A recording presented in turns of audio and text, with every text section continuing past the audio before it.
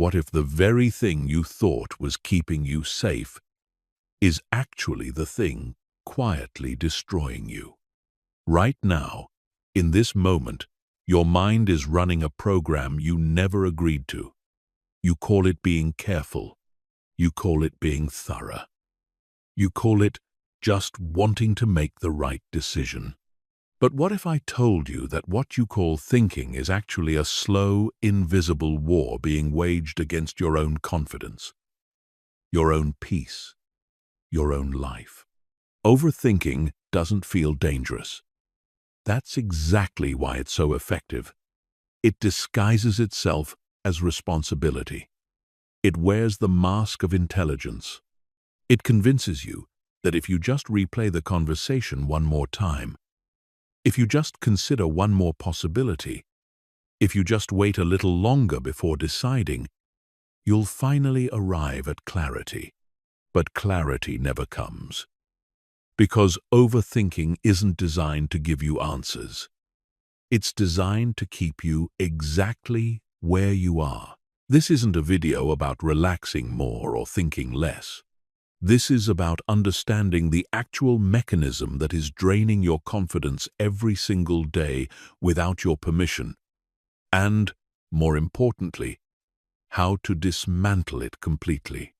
By the end of this video, you will understand why your brain does this to you, what it's costing you, that you can't even see yet, and exactly how to take your mind back. Here's the part that should unsettle you.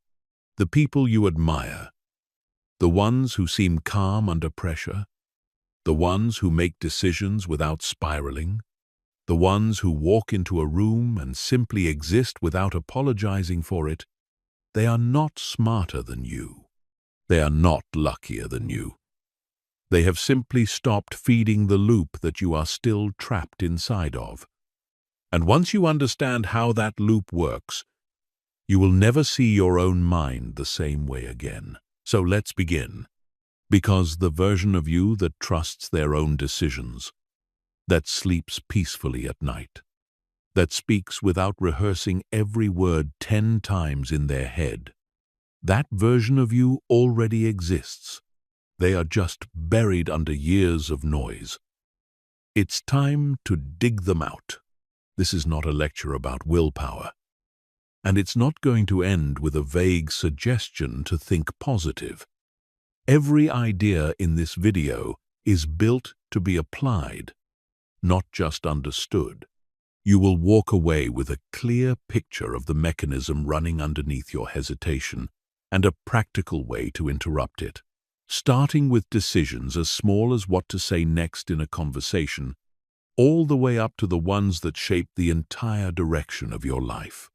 Stay with this from beginning to end, because each chapter builds on the last, and by the time you reach the final one, the loop that has quietly run your life for years will no longer feel invisible. It will feel optional. Chapter 1. The lie that overthinking is keeping you safe. Somewhere along the way, you were taught to believe that thinking more equals deciding better. That if you just turn a problem over enough times in your mind, you will eventually land on the perfect answer. This belief feels so reasonable that almost no one ever questions it. But it is one of the most costly lies you will ever accept about yourself. Overthinking is not thinking. Thinking is a tool. It has a purpose, a beginning, and an end. You use it to weigh options, gather information, and arrive at a decision. Overthinking has no end. It is not a tool, it is a loop. It takes the same handful of fears and doubts and runs them through your mind again and again, dressed up in slightly different language each time, so it feels like progress. It isn't. It's your brain pretending to work while actually avoiding the one thing it fears most: commitment. Here is the uncomfortable truth. Overthinking is not caution. It is fear wearing a disguise so convincing that you mistake it for wisdom. Think about the last time you replayed a conversation in your head, searching for a hidden meaning in something someone said. Did that replay protect you from anything? Did it change the outcome? Or did it simply cost you hours of peace while producing nothing except more anxiety? The reason this lie is so powerful is because overthinking gives you the sensation of control. As long as you are still turning a decision over in your mind, you haven't committed to anything, which means you haven't risked being wrong yet. Your brain treats this unfinished state as a kind of safety, but it's a false safety. Because life doesn't pause while you deliberate. Opportunities close. Relationships stagnate. Confidence erodes. All while you're congratulating yourself for being thorough. Consider two people faced with the same decision. Whether to speak up in a meeting, whether to ask someone out, whether to leave a job that no longer serves them. One person feels the fear, acknowledges it, and moves forward anyway, adjusting course as new information arrives. The other person feels the same fear, but instead of acting, begins the loop. What if I say the wrong thing? What if they say no? What if I regret it? What if I don't regret it? And that means something is wrong with me for waiting so long. Notice something about that second spiral. It never actually reaches a conclusion. It just keeps generating new questions to avoid the discomfort of an answer. This is what makes overthinking so different from genuine reflection. Genuine reflection moves toward a decision. Overthinking moves away from one while pretending to approach it. It is a trick your mind plays on you. And once you see the trick clearly, you can never fully believe the lie again. There's a reason this pattern takes hold so easily.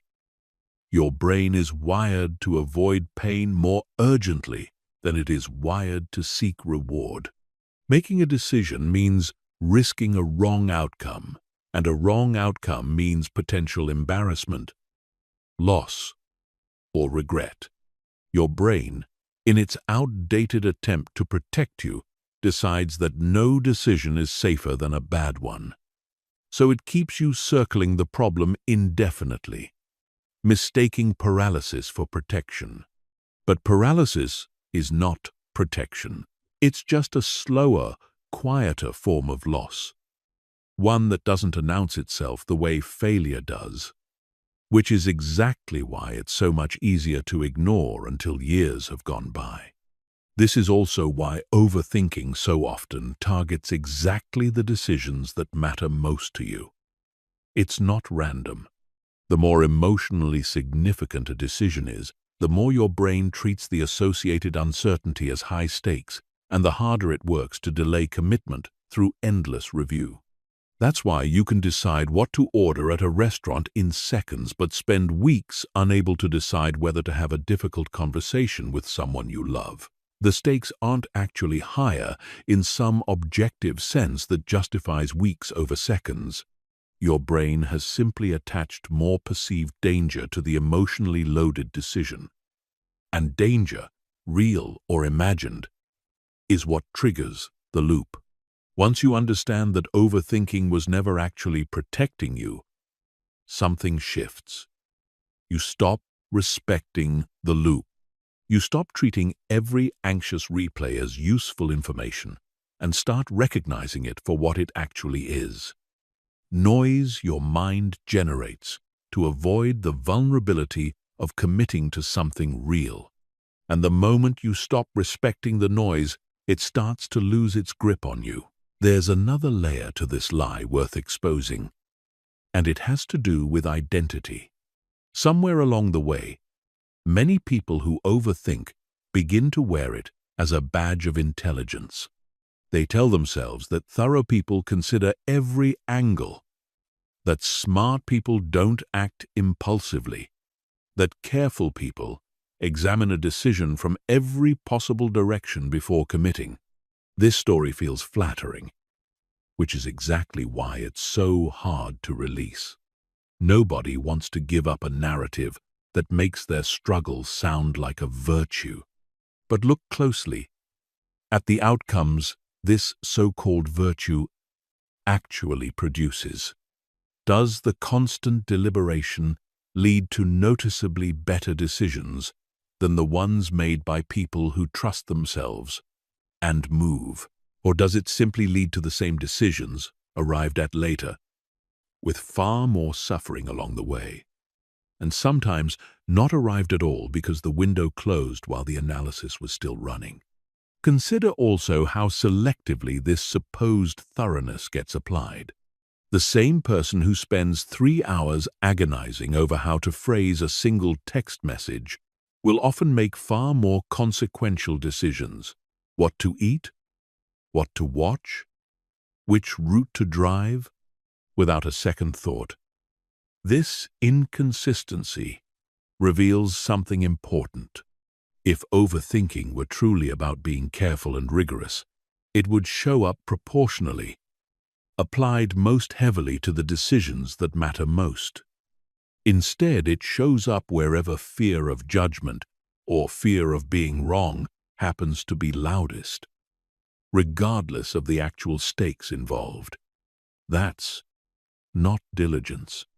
That's anxiety. Borrowing the language of diligence to justify its presence. It's worth sitting with a simple, almost uncomfortable question. What has your overthinking actually earned you? Not what it has protected you from in your imagination, but what concrete benefit it has delivered in reality.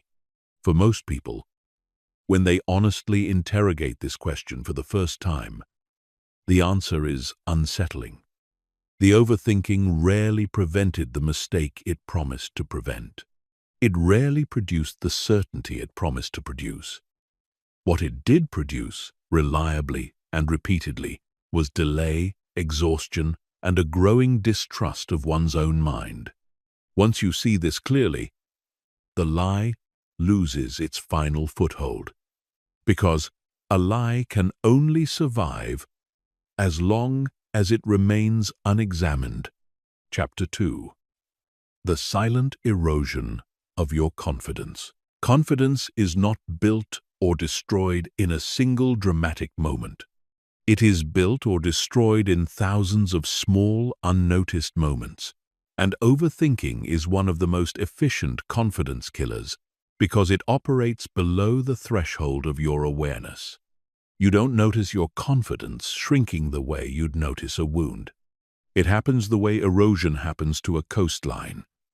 Slowly, quietly, until one day you look at yourself and wonder where all that solid ground went. Every time you overthink a decision instead of making it, you send your own subconscious a message. That message is simple. I don't trust myself. It doesn't matter that you eventually chose something. What matters is the internal experience of hesitation, doubt, and second-guessing that surrounded the choice. Your subconscious doesn't remember the outcome nearly as vividly as it remembers the feeling of not trusting your own judgment. And that feeling compounds. Each time you doubt yourself, you make the next act of self-trust a little harder to access. This is why some people seem to become more confident the more decisions they make, while others become more anxious the more choices life throws at them. It has nothing to do with the number of decisions. It has everything to do with how those decisions were made. A person who commits, acts, and adjusts is training their brain to trust their own judgment. A person who hesitates, spirals, and eventually chooses out of exhaustion rather than clarity is training their brain to distrust itself. Decision after decision, without ever realizing that's what's happening. Think about how this plays out in ordinary life. You want to speak up with an idea in a meeting, but you run it through your head so many times, questioning whether it's good enough, whether people will judge it, whether there's a better way to phrase it, that by the time you've reached a version you're comfortable saying, the moment has passed and someone else has spoken. You tell yourself it wasn't the right time, but your subconscious recorded something different. It recorded that you had something to say and didn't trust yourself enough to say it. Repeat this pattern for years, across meetings, relationships, opportunities, and you end up with a mind fluent in self-doubt because you've been training it in that language every single day. This same pattern shows up in far smaller, almost invisible moments too. Moments so minor, you'd never think to connect them to your overall confidence. Choosing what to say in a text message and rewriting it 6 times before sending. Ordering something at a restaurant and immediately wondering if you should have chosen differently. Deciding on an outfit and changing 3 times before leaving the house. Not because anything is actually wrong with the first choice, but because the mind can't settle on trusting its own preference. None of these moments feel significant in isolation. But your subconscious doesn't grade on a curve for stakes. It simply logs the pattern. This person hesitates, doubts, and revises, over and over, regardless of how small the decision actually is. And a mind that has logged thousands of these small hesitations will show up noticeably less confident in the large, high-stakes moments too, because by then, hesitation has become the default setting rather than the exception. The insidious part is that overthinking often masquerades as humility or thoroughness. So you rarely blame it directly for your lack of confidence.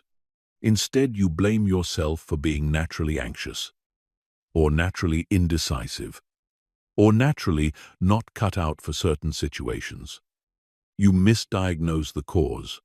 You think the problem is who you are, when the actual problem is a habit of mind you've never examined closely enough to challenge. There's also a quieter cost that almost nobody talks about. The confidence you lose in front of yourself when no one else is watching. Every time you overthink whether to start the project, whether to send the message, whether to pursue the goal, and ultimately let the moment pass without acting, you are alone in a room with the evidence. Nobody else witnesses that failure to act, but you do. And that private erosion, repeated enough times, becomes the quiet architecture of low self-worth, built one avoided decision at a time. Here is what makes this reversible, and it's important you understand this clearly. Confidence is not a fixed trait you either have or don't have. It is a byproduct of accumulated evidence that you can trust yourself. Every single time you interrupt the overthinking loop and choose to act, even imperfectly, you are creating new evidence. You are teaching your nervous system, your subconscious, your entire internal identity, that you are someone who follows through. That evidence accumulates exactly the same way the doubt did, which means the erosion isn't permanent. It's a direction, and directions can be reversed. There's a particular kind of confidence damage that deserves special attention because it's easy to overlook. The confidence you lose in your own perception of reality when you overthink a social interaction for hours, constructing theory after theory about what someone really meant by a comment or a tone of voice. You are training yourself to distrust your own read of situations. You start to believe that your first, immediate perception cannot be trusted, that only after extensive analysis can you arrive at the real truth of what happened. But this is backward. Your immediate perception, formed in real time with full access to tone, context, and body language, is almost always more accurate than the reconstructed version you build hours later from memory, filtered through anxiety and worst-case imagination. Yet, the more you overthink, the more you come to trust the anxious reconstruction over the original, accurate read. This is a specific and painful kind of self-betrayal, because it doesn't just cost you confidence in your decisions, it costs you confidence in your own eyes and ears. This erosion also shows up in how willing you are to take up space in your own life. Confident people ask for what they want, voice disagreement when it matters, and set boundaries without excessive apology, not because they're naturally bold, but because they've built a track record of trusting their own judgment enough to act on it. Someone whose confidence has been worn down by years of overthinking often finds themselves doing the opposite in all three areas. They don't ask, because asking requires trusting that their desire is legitimate enough to voice. They don't disagree, because disagreement requires trusting that their perspective deserves airtime. They don't set boundaries, because a boundary requires trusting your own discomfort is valid without needing to justify it. 6 different ways first. Every one of these hesitations traces back to the same root. A mind that has been taught, through repetition, not to trust itself. The good news buried inside all of this is that the mechanism runs in both directions with equal power. Just as doubt compounds through repetition, trust compounds through repetition too. You don't need a single dramatic act of courage to reverse years of erosion. You need a series of small, repeated moments where you choose to act on your own judgment despite the discomfort of uncertainty, and let the outcome, whatever it is, become new data. Over time, this rebuilds the exact structure that overthinking wore down, not because the mind stops offering doubt, but because you build a stronger and stronger counter-evidence file that makes the doubt easier and easier to override. Chapter 3.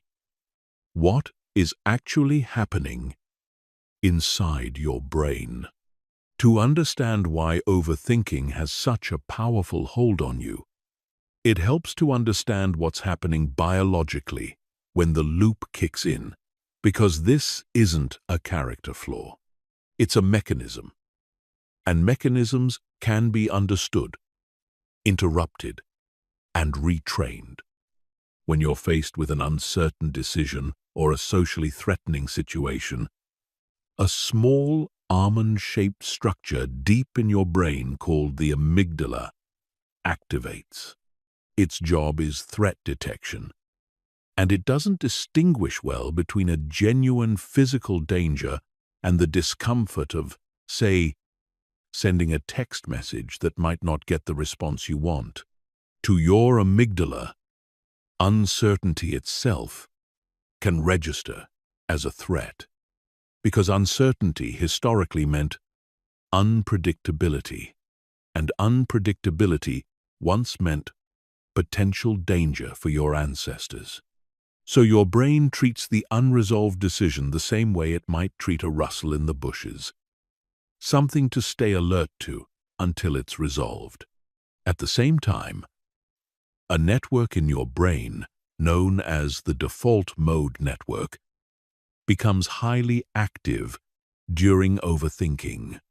This network is responsible for self-referential thought, the kind of thinking where you replay memories, imagine future scenarios, and construct narratives about yourself and how others perceive you. In small doses, this network helps you plan and reflect, but when it becomes overactive, especially in combination with anxiety, it produces exactly the kind of looping, repetitive thought spirals that define overthinking. You start narrating worst-case scenarios, replaying past interactions, searching for hidden failures, and rehearsing conversations that haven't even happened yet. Here's the part that explains why overthinking feels so physically exhausting. Each time your mind spins through one of these loops, your body responds as if the imagined scenario were actually happening. Your amygdala signals a mild threat response. Your body releases cortisol and adrenaline in small but repeated doses. Your heart rate shifts slightly. Your muscles hold tension. This is why after an hour of overthinking a single conversation, you can feel as drained as if you'd actually lived through a stressful confrontation, even though nothing external happened at all. Your nervous system doesn't fully distinguish between the imagined threat and a real one. It responds to both. Over time, if this pattern repeats often enough, something even more concerning happens. Neural pathways associated with anxious, looping thought become stronger and more efficient, simply because they are used so frequently. This is the basic principle of neuroplasticity. Whatever pathway you activate most often becomes the path of least resistance. If you spend years defaulting to overthinking every decision, your brain becomes remarkably efficient at overthinking. It's not that you're broken, it's that you've unintentionally trained your brain to be exceptionally good at a pattern that hurts you. There's also a hormonal feedback loop worth understanding, because it explains why overthinking tends to get worse the longer a single episode continues, rather than better. Cortisol, released during the early stages of a stress response, is useful in short bursts, sharpening focus and readiness. But sustained release, the kind produced by an hour or more of continuous mental spiraling, begins to impair the very cognitive functions you need to actually resolve the situation. Working memory narrows. Cognitive flexibility, your ability to consider a problem from a fresh angle rather than the same worn groove, decreases. This creates a cruel irony. The longer you overthink something, the less biologically capable your brain becomes of actually thinking your way to a good answer, even though the felt urge to keep analyzing only grows stronger. The solution was never further inside the loop. It was outside of it. This is actually the most hopeful part of the science, even though it might not sound like it at first. If overthinking is a trained pattern reinforced through repetition, then it can be retrained the same way. Just as the pathway towards spiraling thought was built through repeated use, a pathway toward calm, decisive thinking can be built the exact same way, through repeated, deliberate practice. Your brain is not fixed. It is constantly being shaped by what you practice, whether or not you're doing it on purpose. Which means the moment you start practicing something different, even in small ways, you begin physically rewiring the very mechanism that's been working against you. Understanding this changes the emotional relationship you have with your own overthinking. It stops being a mysterious personal failure and starts being a pattern with an identifiable cause and, more importantly, an identifiable solution. You are not weak for overthinking. You are simply running a well-practiced program. And well-practiced programs can be replaced with better ones. There's a second piece of brain science worth understanding here, because it explains why simply trying to think your way out of overthinking almost never works. The prefrontal cortex, the part of your brain responsible for rational analysis, long-term planning, and impulse control, sits in a delicate balance with the amygdala and its threat detection response. Under normal circumstances, the prefrontal cortex can regulate and calm an activated amygdala, essentially telling it, "This isn't a real threat. You can stand down." But when anxiety and stress hormones reach a certain threshold, that regulatory relationship weakens. The amygdala effectively becomes louder than the prefrontal cortex can compensate for. Which means the very tool you're trying to use to think your way to calm, your rational mind, is operating with reduced authority over the anxious signal driving the loop in the first place. This is precisely why telling an overthinker to just calm down or just stop worrying so rarely works. You're asking a system to self-regulate using the exact channel that's currently being outvoted. This also explains why physical interventions are often more effective at interrupting a spiral than purely mental ones, because the amygdala's threat response is deeply tied to the body. Slow, controlled breathing, physical movement, cold exposure, and changes in posture can directly influence the nervous system state that's fueling the loop, sometimes far more efficiently than trying to reason your way out of it. This isn't a replacement for addressing the underlying pattern, but it explains why stepping outside for a walk or taking several slow breaths before making a decision can genuinely quiet a spiral that no amount of additional analysis ever could. There is also a well-documented phenomenon called rumination, distinct from ordinary worry, that researchers have studied extensively because of its strong link to anxiety and low mood. Rumination is characterized by repetitive, passive focus on the causes and consequences of distress, without any accompanying problem-solving or action. It's the mental equivalent of picking at a wound instead of treating it. The critical insight from this research is that rumination doesn't just fail to solve problems. It actively worsens mood and increases the perceived severity of whatever is being ruminated on. In other words, the more you turn a worry over in your mind without acting, the worse and more threatening that worry will start to feel. Not because the underlying situation changed, but because repetition itself amplifies emotional intensity. This is why a decision that felt only mildly uncomfortable in the morning can feel unbearable by midnight, purely as a result of how many times it's been mentally replayed, not because anything about the decision itself has changed. Chapter 4. How overthinking quietly destroys your peace of mind. Confidence is only half of what overthinking steals from you. The other half, and in many ways the more painful half, is your peace of mind. Because even in moments where nothing is actively going wrong in your life, overthinking manufactures a constant undercurrent of unease that never fully lets you rest. Notice how overthinking rarely stays contained to a single issue. It starts with one unresolved worry, a decision you haven't made, a conversation you're unsure about, a mistake you think you might have made, and it spreads.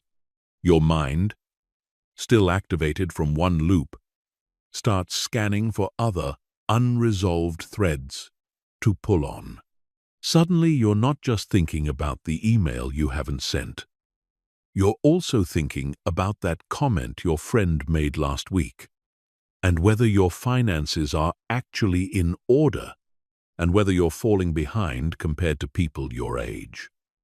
None of these thoughts are new information. They're old anxieties, resurfacing because your mind is already in a hypervigilant state. And hypervigilance always finds more to worry about once it's switched on. This is why peace of mind feels so elusive to someone caught in a chronic overthinking pattern. It's not that their life is objectively more chaotic than anyone else's. It's that their internal environment offers no true rest.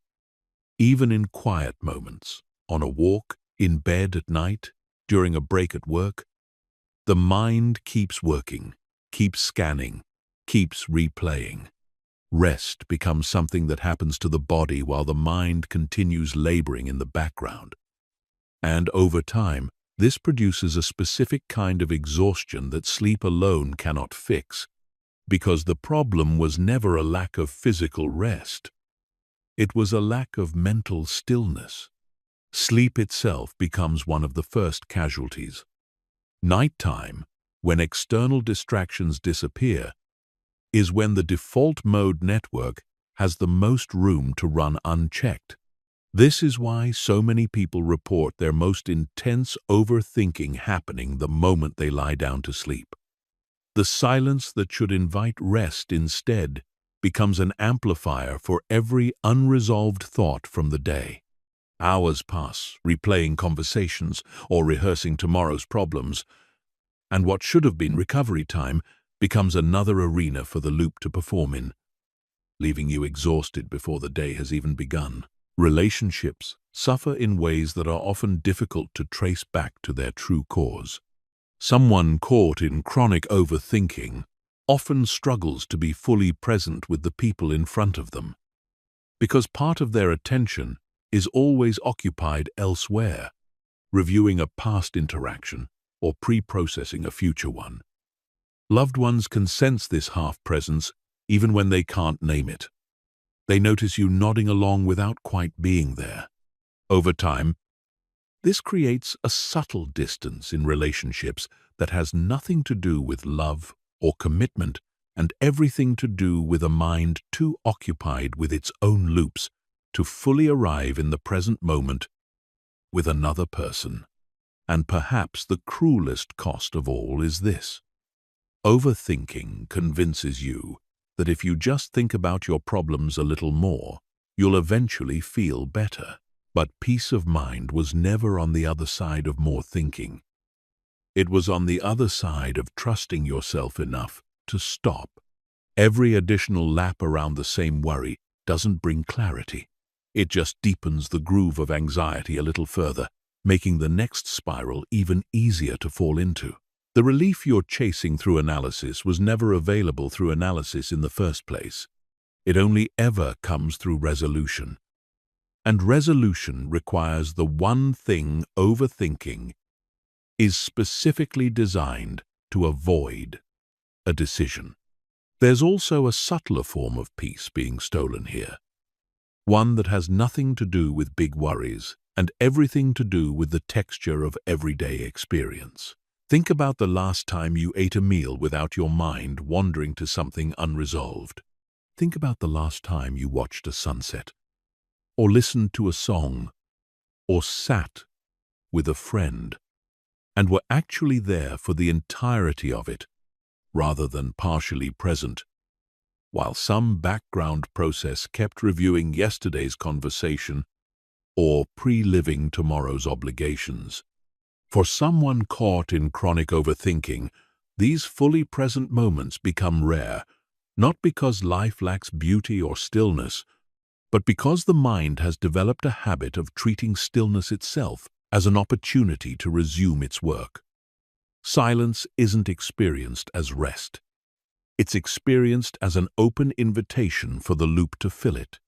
This has a compounding effect on how enjoyable life feels overall, independent of how objectively good someone's circumstances actually are. It's entirely possible to have a stable job, caring relationships, and reasonable health, and still feel a persistent, low-grade dissatisfaction, simply because the mind rarely settles long enough to actually register and absorb the good that's already present.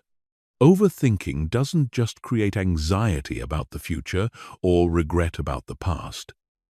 It steals the present moment as a side effect, because the present moment requires a kind of attention that a looping mind struggles to sustain. People often describe this as feeling like life is passing by without being fully lived. And when they trace that feeling to its root, it frequently isn't a lack of good things happening. It's a mind too occupied reviewing and rehearsing to notice the good things that are already there. There's also a physical dimension to this loss of peace that's worth naming directly. Chronic activation of the stress response, even at low levels, sustained over long periods, has measurable effects on the body.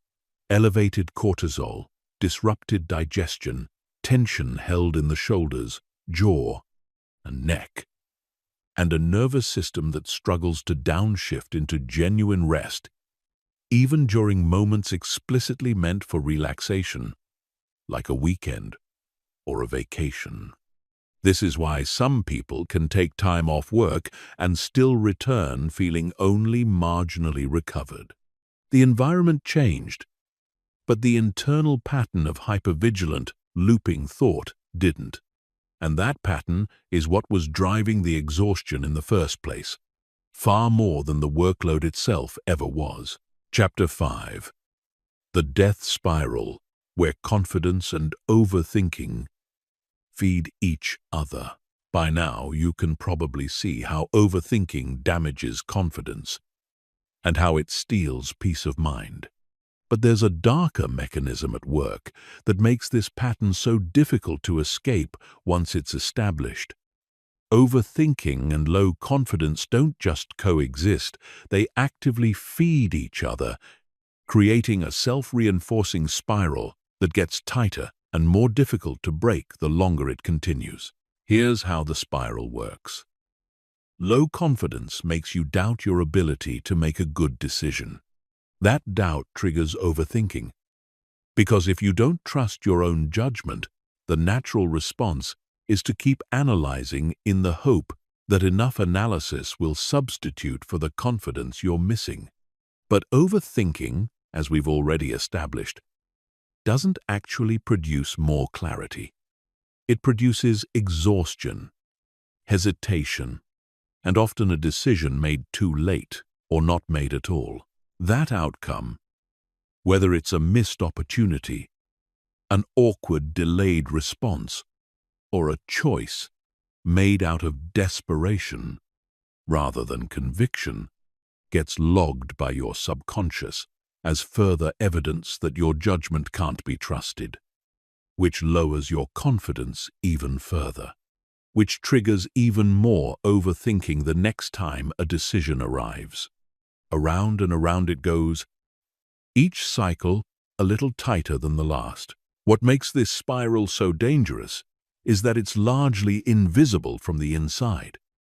You don't experience it as a spiral. You experience it as a string of unrelated incidents. That one time you froze up in a conversation. That one project you kept delaying. That one relationship where you couldn't figure out how you felt until it was too late to matter. Each incident feels isolated, explainable by its own unique circumstances. It's only when you zoom out and look at the pattern across months or years that the spiral becomes visible, connecting all those isolated incidents into a single through line. A mind that doubts itself, overthinks as a result, and then uses the outcome of that overthinking as fresh evidence to justify the original doubt. This is also why generic confidence advice so often fails people trapped in this cycle. Telling someone to just believe in themselves more does nothing to interrupt the actual mechanism at work.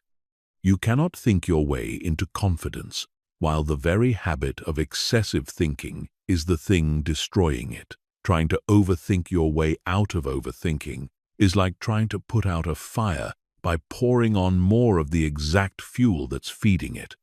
It might feel like you're doing something productive, but you're only accelerating the same destructive process. The way out of a spiral is never found by analyzing the spiral harder. It's found by interrupting it at one of its points of contact and refusing to let the cycle complete itself the way it always has.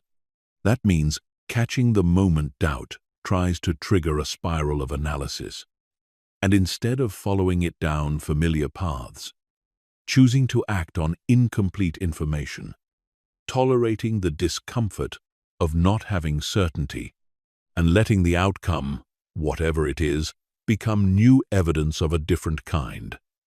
Evidence that you can decide, act, and survive the uncertainty of not knowing exactly how things will turn out in advance. This is precisely where we're headed in the chapters ahead. Not more analysis, but the specific, practical tools that let you break the spiral where it actually lives, in the moment of decision itself, rather than in the aftermath where the damage has already been logged. Understanding the spiral is not enough on its own, and it was never meant to be. It's the map. What comes next is how you actually walk a different path across it. And that is exactly where we're going from here. Before we move forward, it's worth naming one more feature of this spiral that makes it particularly resistant to casual attempts at change. It rewards you in the short term for staying inside it. Every time you choose to overthink instead of act, you get an immediate, if temporary, reduction in the discomfort of uncertainty. As long as you're still deliberating, you haven't yet risked being wrong. And that avoidance of risk feels like relief in the moment, even though it's setting up a much larger cost down the line. This is the same basic mechanism that makes procrastination so seductive. The relief is immediate and guaranteed. The cost is delayed and abstract, until suddenly it isn't, and you're facing the accumulated weight of 100 small avoidances all at once. This is precisely why willpower alone rarely breaks the spiral. You're not fighting a single bad decision.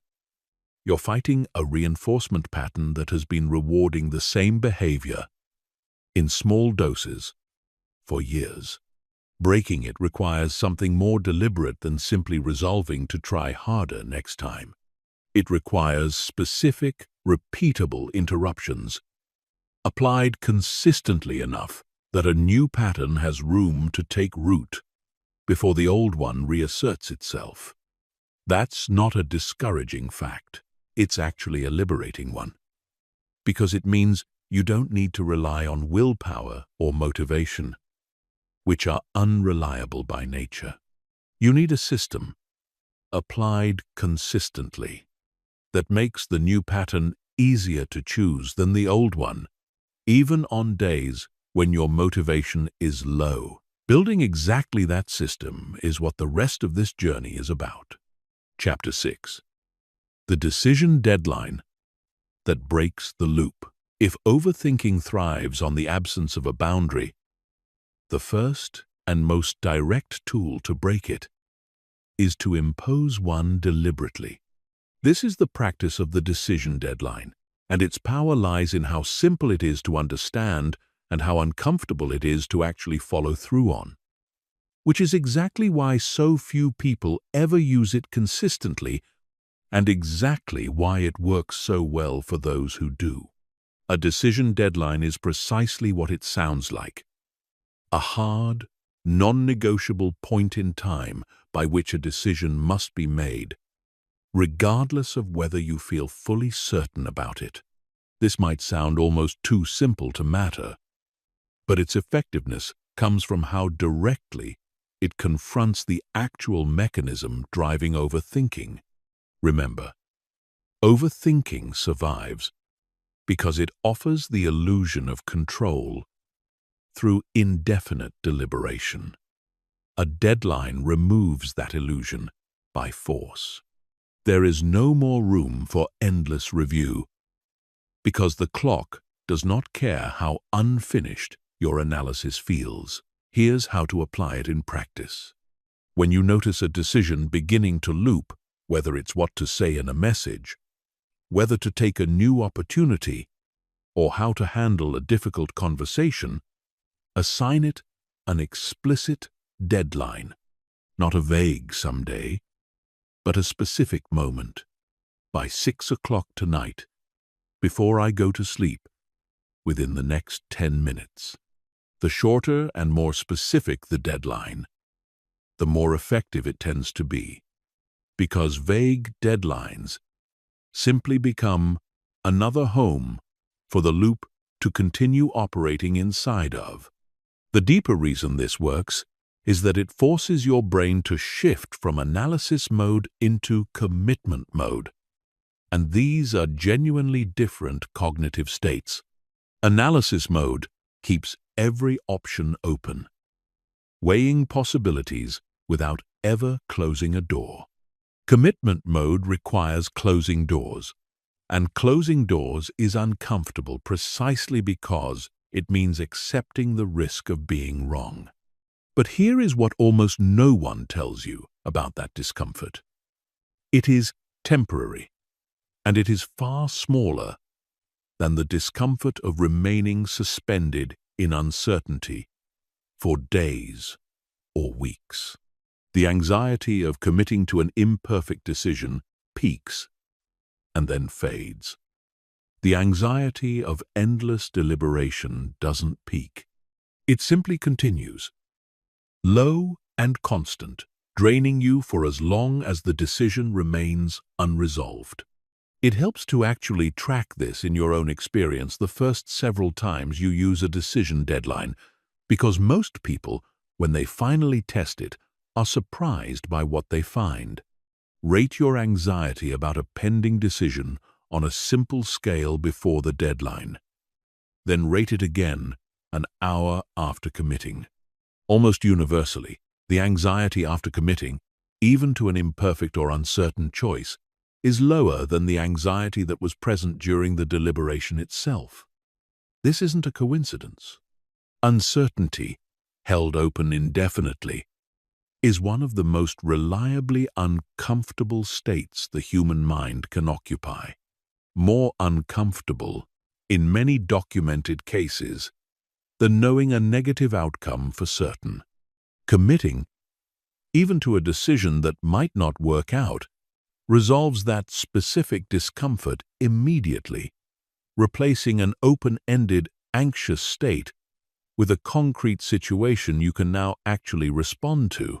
There's an important nuance here worth addressing directly, because it's the objection almost everyone raises the first time they hear about decision deadlines.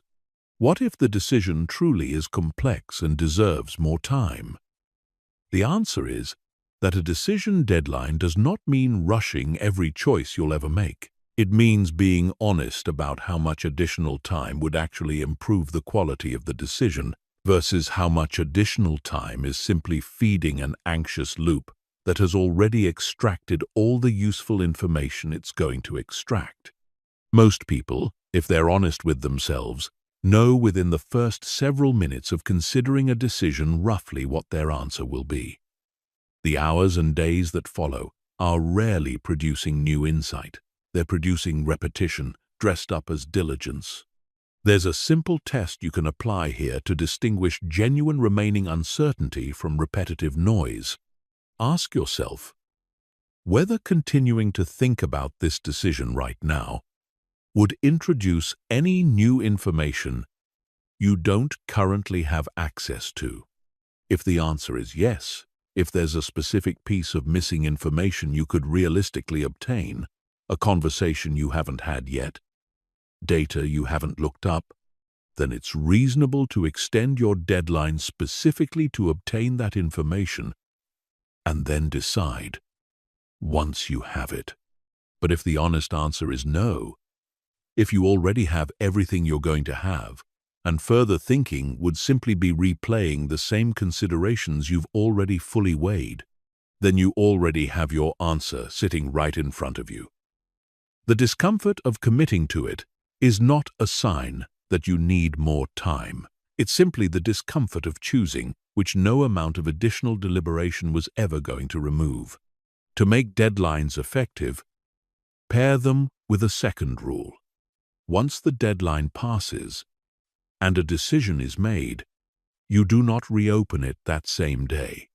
This might feel harsh at first, but it's essential, because without this rule, the mind will simply treat the deadline as a pause button rather than an ending, and the loop will quietly resume an hour later under the guise of just double-checking. A decision, once made within its deadline, needs to be allowed to stand, at least long enough for you to act on it, and gather real information from the outcome rather than more imagined information from continued speculation. Start small. Apply decision deadlines first to low-stakes choices: what to eat, what to wear, which task to tackle first, so that you build comfort with the practice before applying it to higher-stakes situations. As you gather evidence that fast decisions rarely produce the catastrophic outcomes your anxious mind predicts, the practice becomes easier to extend into more significant areas of your life. This is not about being reckless.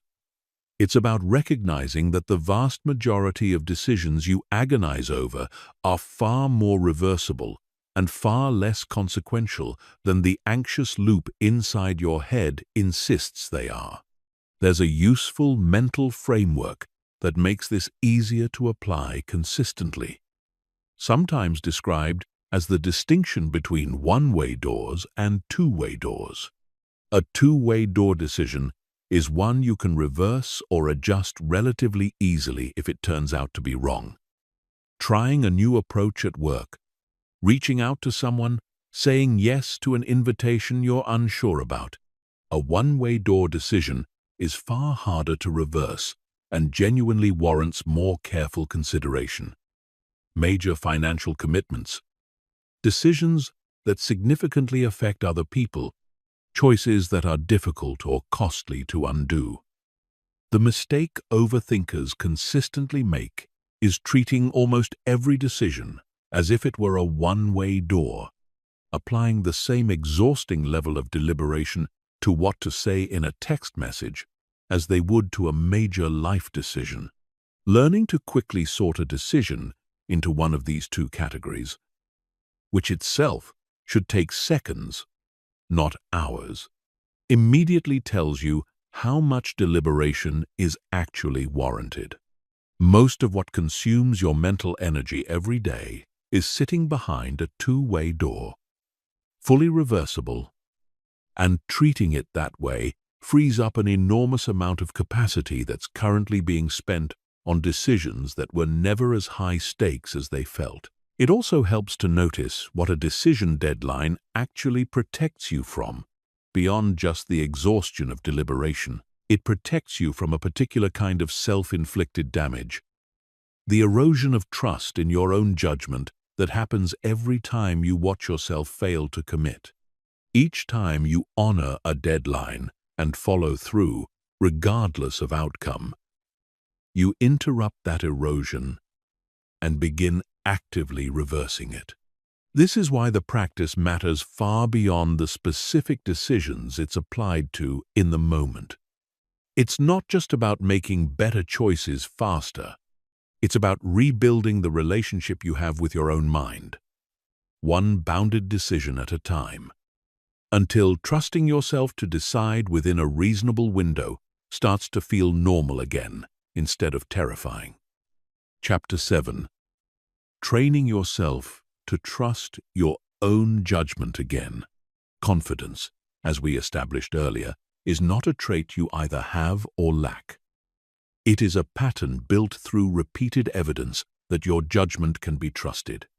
This means the path back to confidence is not found through motivation, affirmations, or simply deciding to feel more sure of yourself. It's found through a deliberate practice of accumulating small, undeniable proof that you are capable of trusting your own mind, one decision at a time.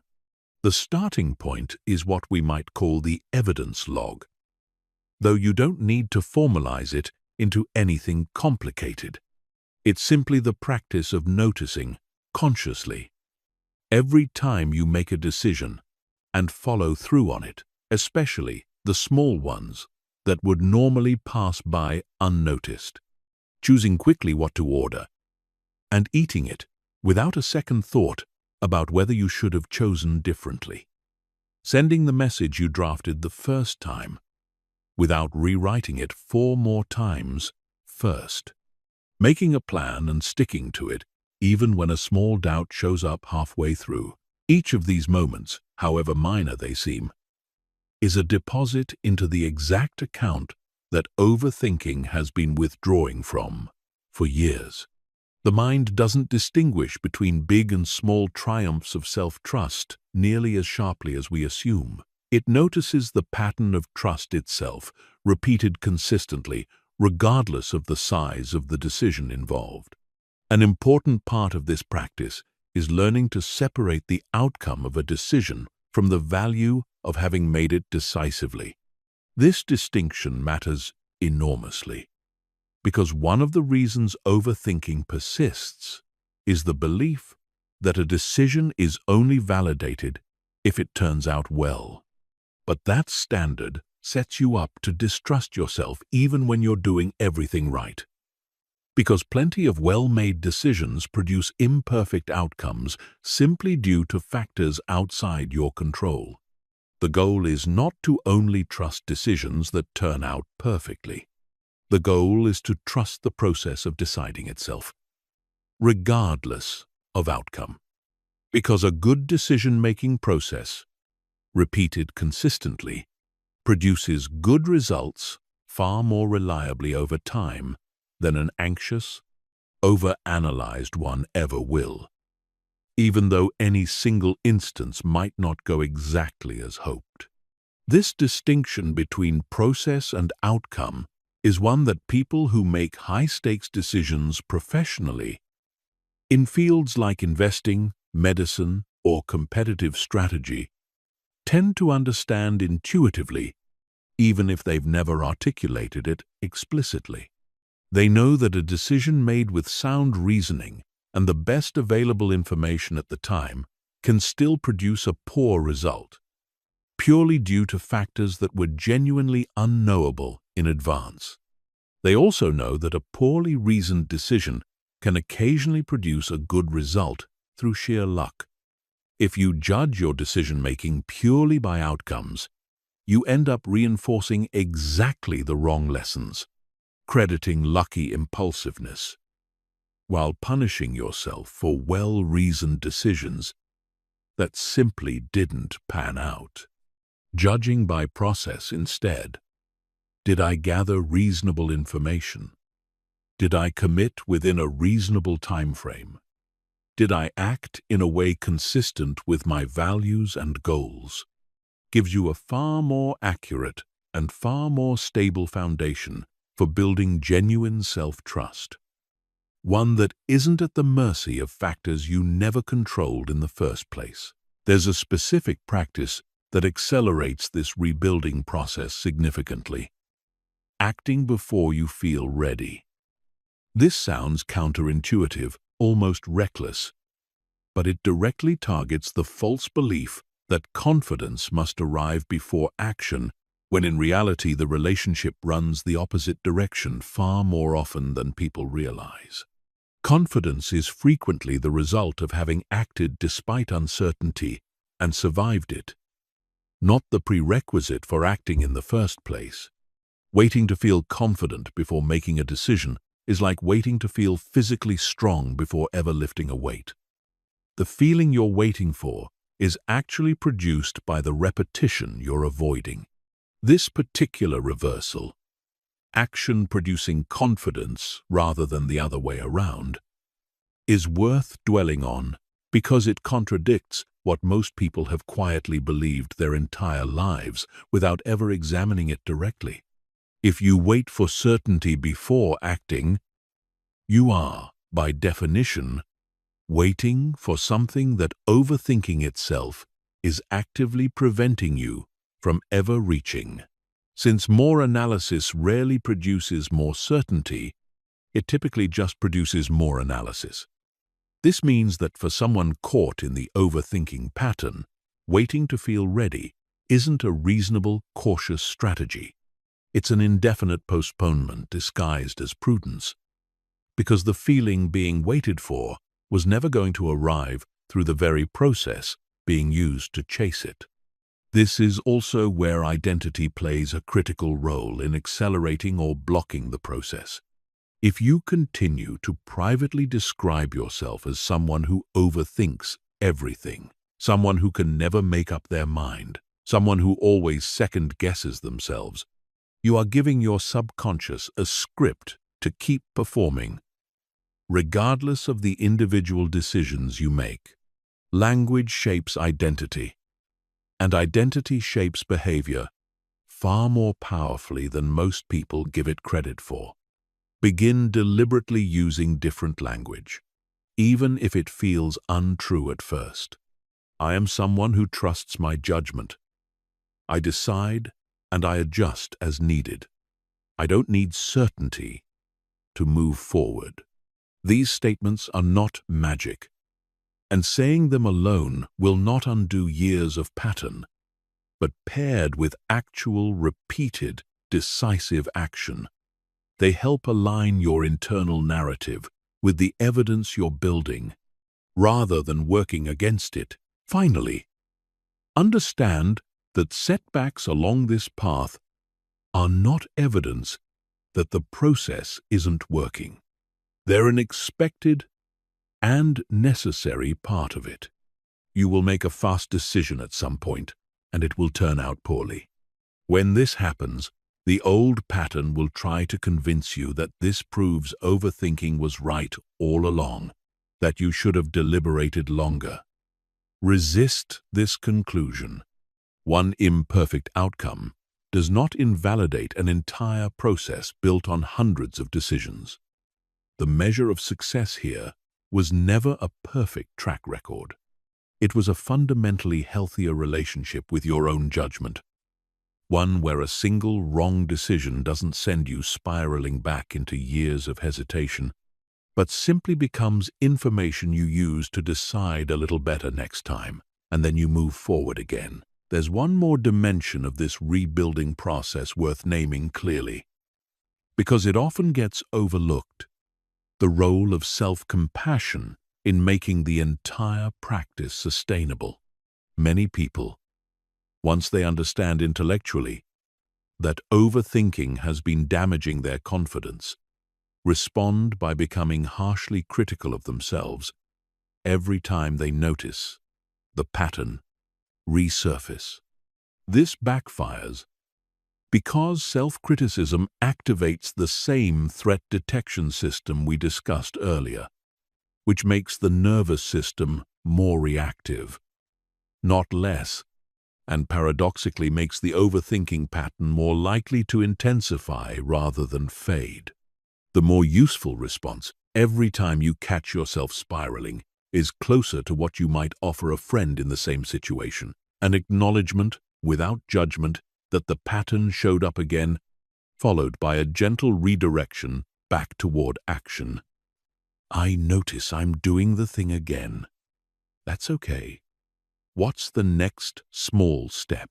This tone matters far more than it might seem, because a nervous system that feels safe, even while making mistakes, regulates far more easily than one bracing against its own harsh internal criticism. It's also worth acknowledging honestly that this rebuilding process is not linear.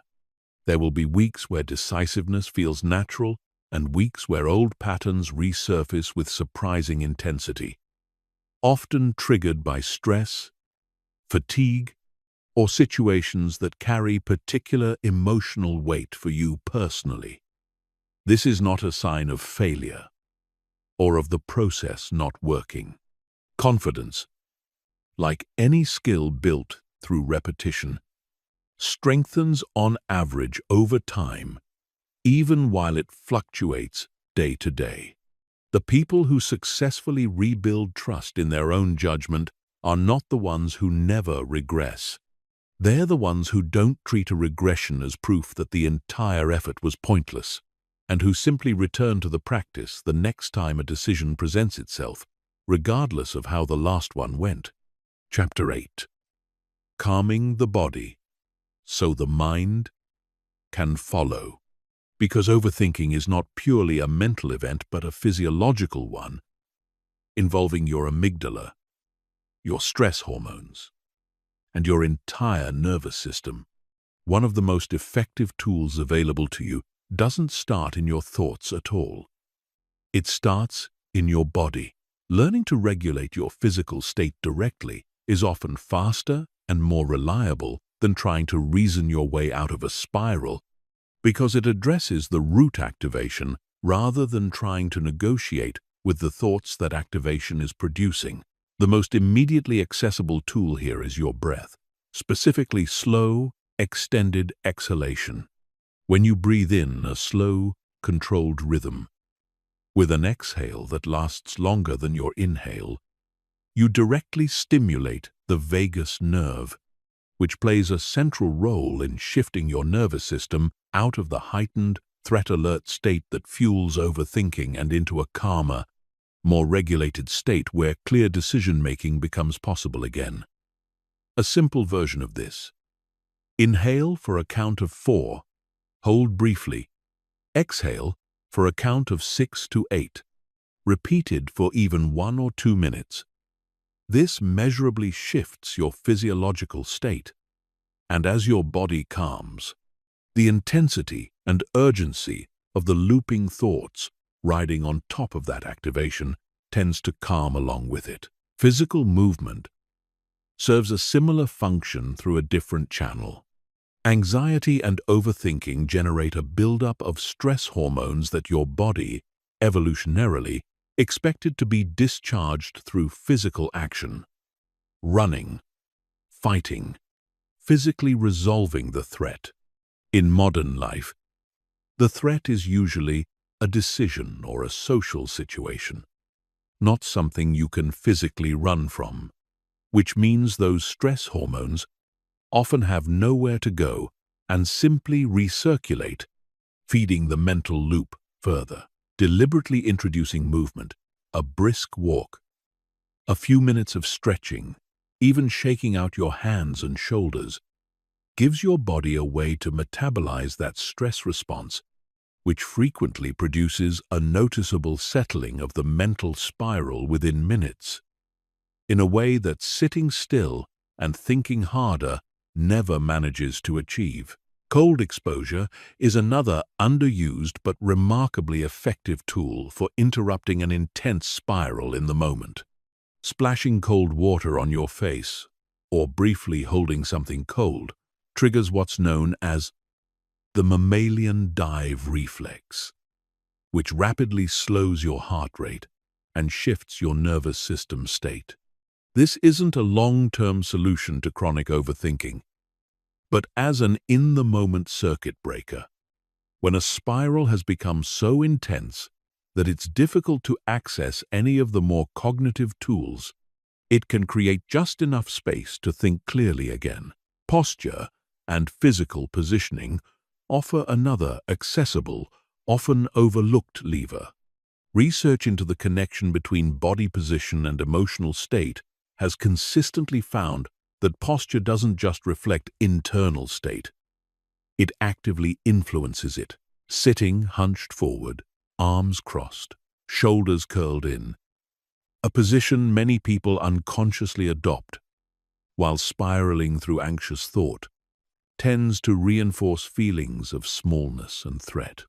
Deliberately shifting into a more open, upright posture, shoulders back, chest open, feet planted, sends a different signal to your nervous system, one more associated with safety and capability than with threat and contraction.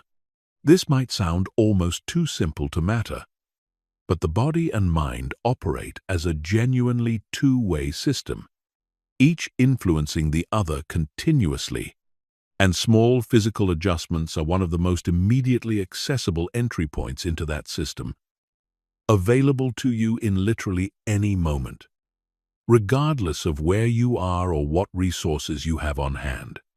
It's worth understanding why these physical interventions matter as much as they do, rather than treating them as a minor supplement to the real work.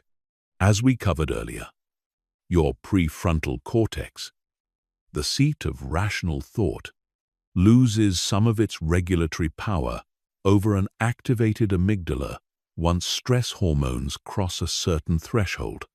This means that in the middle of an intense spiral, your capacity for rational self-talk is genuinely, biologically reduced, not because you're weak-willed, but because the system responsible for calm reasoning is temporarily operating with less authority. Trying to think your way out at that exact moment is fighting an uphill battle against your own biology. Calming the body first restores the conditions under which your rational mind can actually function effectively again, which is why physical regulation should be treated not as an alternative to mental tools, but as the necessary first step that makes the mental tools usable in the first place. Build these practices into your day proactively, rather than only reaching for them once a spiral is already in full force. A daily practice of even 5 minutes of slow breathing or movement lowers your baseline stress reactivity over time, meaning it takes a larger trigger to activate a spiral in the first place. And when one does begin, it tends to be less intense and easier to interrupt, because you're not starting from an already elevated baseline every single day. Sleep and diet, while less immediately dramatic than a breathing exercise or a cold splash of water, play a significant supporting role that's worth addressing directly, because they influence the same nervous system regulation everything else in this chapter depends on. Chronic sleep deprivation reduces the prefrontal cortex's ability to regulate the amygdala, essentially operating in the exact same direction as stress hormones, weakening your capacity for calm, rational thought precisely when you need it most. This creates a compounding cycle for many overthinkers. Poor sleep, often disrupted by the very overthinking discussed earlier, further impairs the brain's ability to regulate the next day's stress response, which increases the likelihood of overthinking the following night, and so on. Prioritizing consistent, adequate sleep isn't a peripheral wellness tip in this context. It's a direct intervention on the biological mechanism driving the entire pattern. Caffeine and blood sugar swings deserve a brief mention here too, because both directly influence the same physiological stress response we've been discussing. High caffeine intake, particularly later in the day, can mimic and amplify the exact physical sensations: elevated heart rate, restlessness, a general sense of alertness bordering on unease that make an anxious spiral easier to trigger and harder to distinguish from genuine danger. Similarly, large swings in blood sugar from delayed meals or highly processed food can produce physical symptoms: shakiness, irritability, a racing mind, that get misattributed entirely to psychological causes when the root trigger was partly physiological all along. None of this means these factors are the sole cause of chronic overthinking, but addressing them removes unnecessary physiological noise that otherwise makes the psychological work significantly harder than it needs to be. Chapter 9. Becoming someone who decides. Every tool covered so far works best when it's anchored to something deeper than a technique. A genuine shift in identity, from someone who overthinks to someone who decides. This distinction matters because techniques alone practiced inconsistently, tend to fade the moment life gets stressful or busy. Identity, once it shifts, tends to sustain behavior automatically because you're no longer forcing yourself to act against your self-concept. You're simply acting in alignment with who you now understand yourself to be. Identity shift doesn't happen through a single decision to think differently about yourself.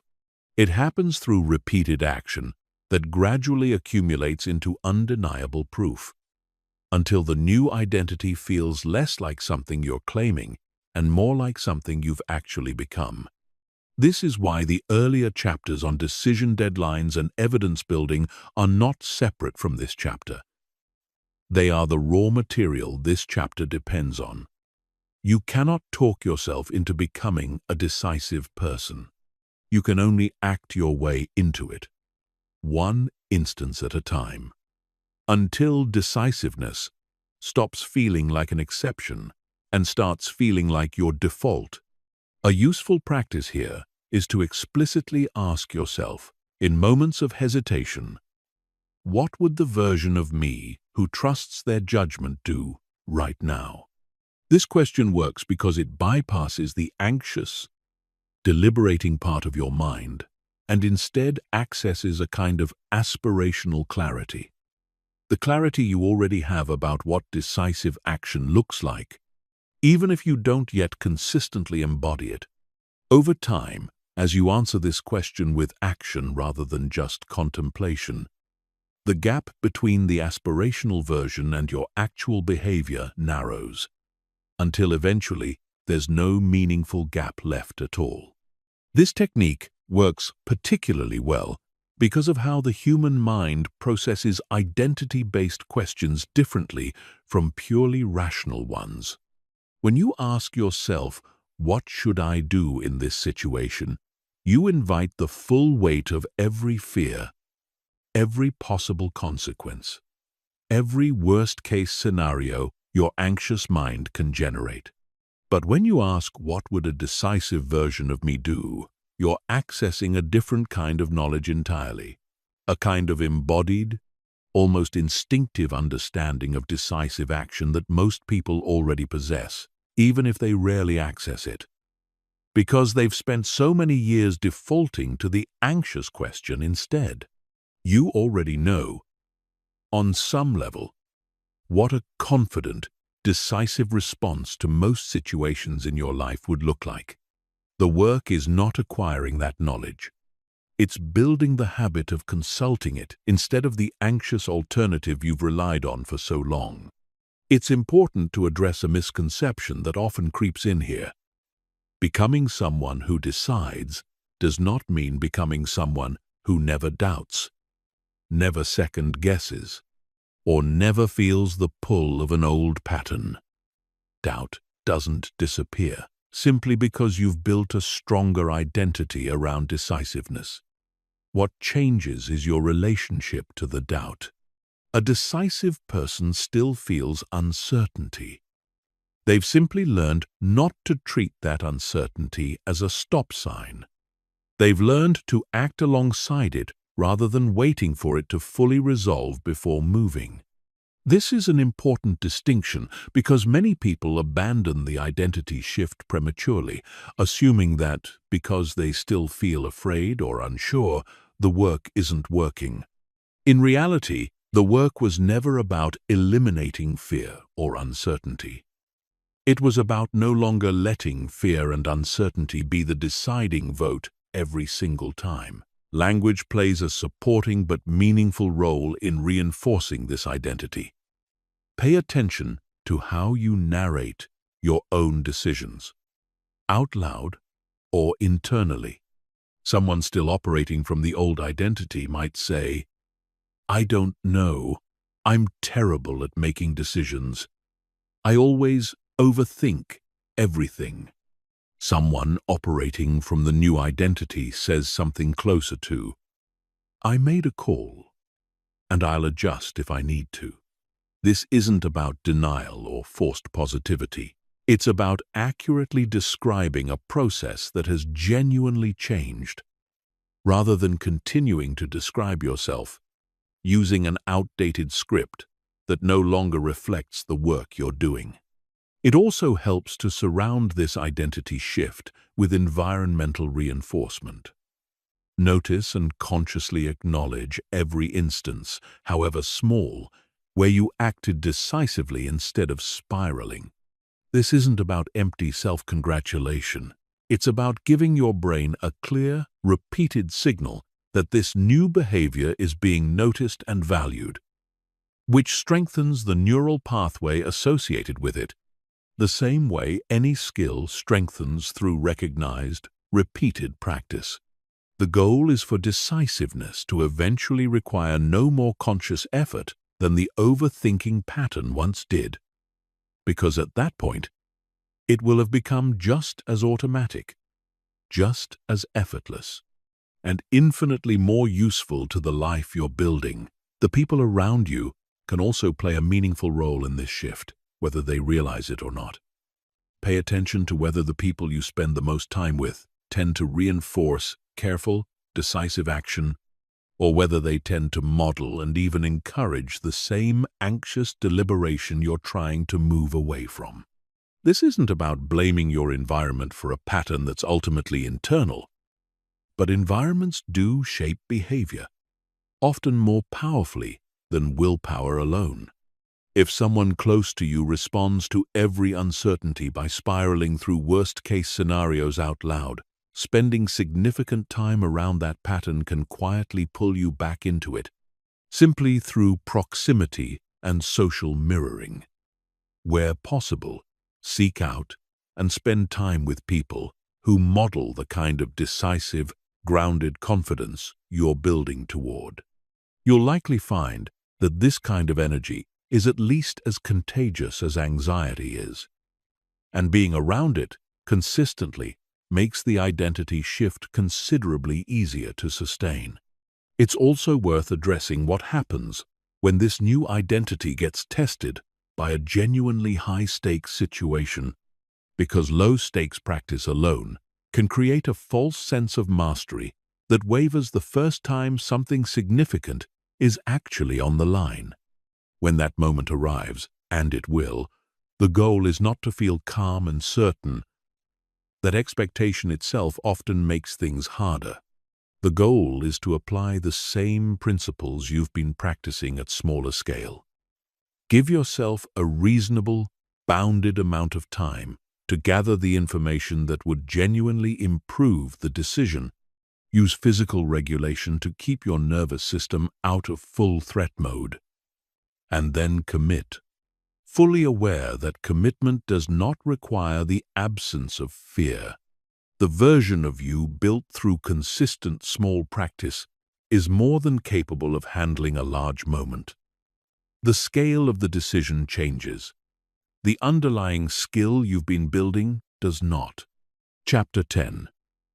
Turning reflection into action instead of rumination.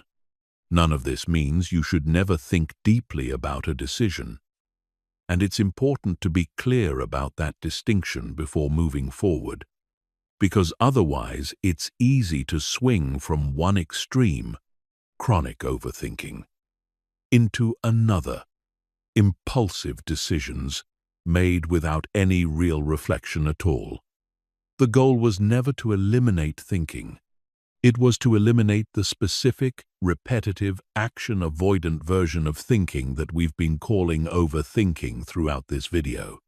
There is a healthier alternative, and learning to recognize the difference is what allows you to keep the benefits of genuine reflection while cutting out the part that's been draining you.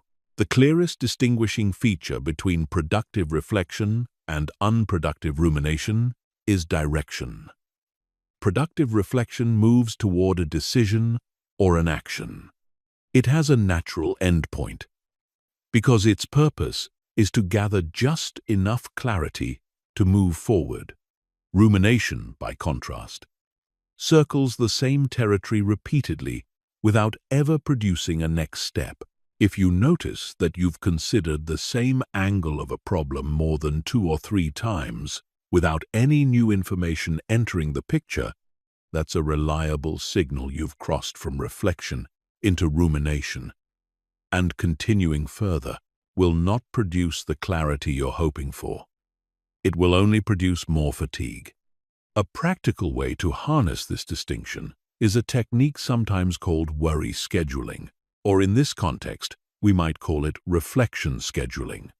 Rather than allowing a concern to intrude on your attention at random throughout the day, whenever it happens to surface, you designate a specific window, 10 or 15 minutes, during which you deliberately think through the issue as thoroughly as you want.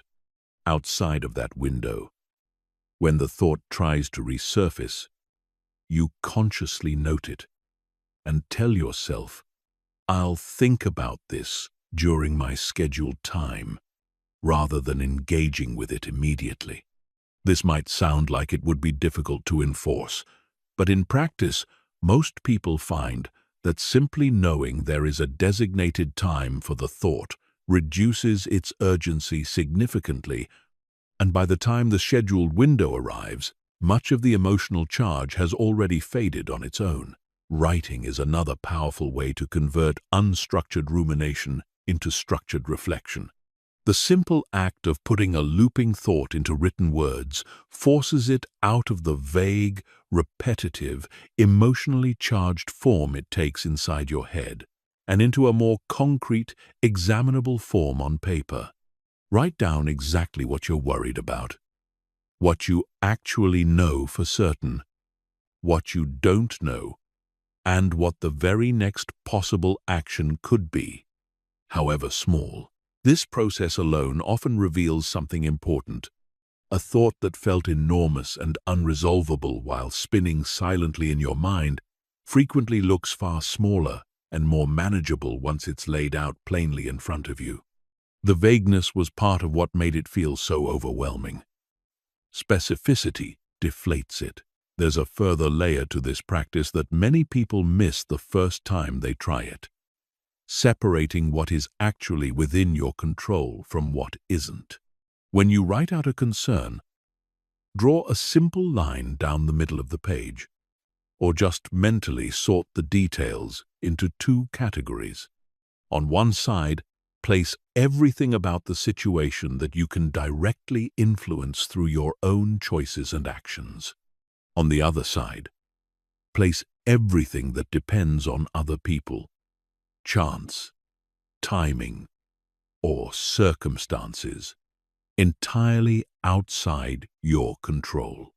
Most rumination spends the overwhelming majority of its energy on the second category, replaying what someone else might think, what might happen, how things might unfold, none of which you can actually act on directly. Once you can see clearly how much of your mental energy has been spent on the uncontrollable side of that line, it becomes much easier to consciously redirect your attention toward the smaller but entirely actionable list on the other side, which is the only place genuine progress was ever going to come from in the first place. It's worth explicitly naming one more common trap here, because it catches even people who have made real progress with everything covered in this video. Mistaking worry for love or responsibility. Many people who overthink, particularly when it comes to relationships or the well-being of people they care about, believe on some level that continuing to worry is a form of care, that stopping the mental replay would mean not caring enough. This belief deserves to be examined honestly, because it rarely holds up under scrutiny. Worry that produces no action changes nothing about the outcome for the person you're worried about. It only changes your own state, usually for the worse. Genuine care shows up through action, through a message sent, a boundary held, a conversation had, a decision made on someone's behalf when appropriate. The replaying itself was never the caring part. It only ever felt that way because it was familiar. And familiarity is easy to mistake for meaning. By now, across everything covered in this video, a consistent thread should be visible. Overthinking was never protecting you. It was quietly costing you your confidence and your peace of mind, both of which can be rebuilt not through more thought, but through smaller, more deliberate, more decisive engagement with your own life. The tools in this section: decision deadlines, evidence building, physical regulation, identity reinforcement, and structured reflection, are not meant to be used once and forgotten. They are meant to become the new default operating system running underneath your daily decisions, gradually replacing the old one that's been running the show for far too long. One deliberate choice at a time. What remains is the deeper work of sustaining this shift, once the initial motivation of hearing these ideas for the first time inevitably fades. Because it will, the same way motivation fades after any new insight, no matter how compelling it feels in this moment. That's exactly where we're headed next.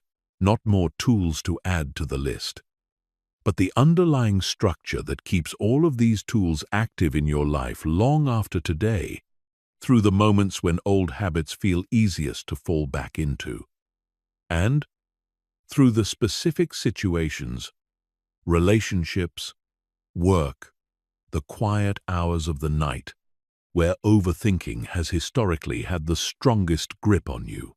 Finally, build in a closing question to every episode of reflection, whether scheduled or spontaneous. What is the smallest next action available to me right now? This question is what keeps reflection tethered to its actual purpose. If there is a concrete next action, take it, even if it's small, even if it doesn't fully resolve the larger situation.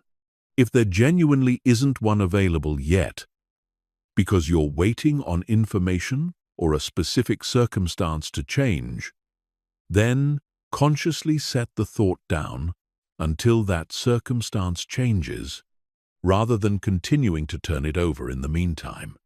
This single habit, closing every reflective session with a concrete next step or a conscious release, is what separates thinking that serves you from thinking that quietly consumes you, and building it into your daily life is one of the most sustainable ways to make sure the progress you've built through everything in this video continues long after you've finished listening. Chapter 11. Overthinking in Relationships and the Fear of Being Misunderstood. Nowhere does overthinking cause more quiet damage than in the space between people. Relationships, whether romantic, family, or friendship, are built on a foundation of trust and presence, and both of those are precisely what chronic overthinking erodes without announcing itself. It doesn't show up as a dramatic betrayal or an obvious conflict.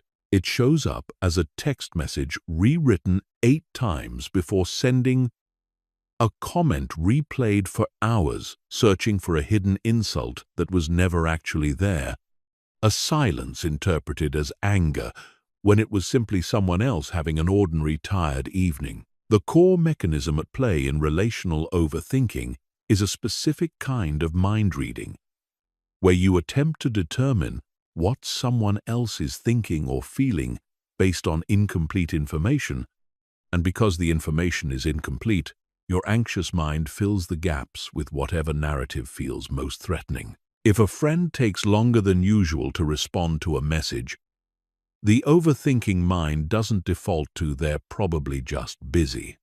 It reaches for "they're upset with me. I said something wrong. They're pulling away." This isn't because you're irrational. It's because an uncertain social signal registers to your threat detection system as a potential rejection. And rejection was historically one of the most dangerous outcomes a social creature could face, since being cast out of the group once meant a genuine threat to survival.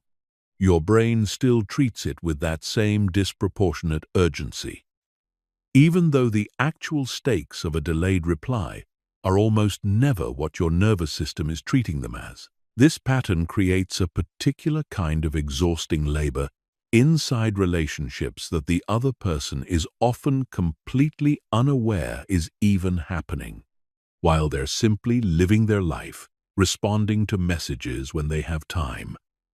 Having an off day that has nothing to do with you, you might be constructing elaborate theories about what their behavior means, rehearsing conversations you'll probably never have, and quietly building resentment or anxiety over a story that exists entirely inside your own head.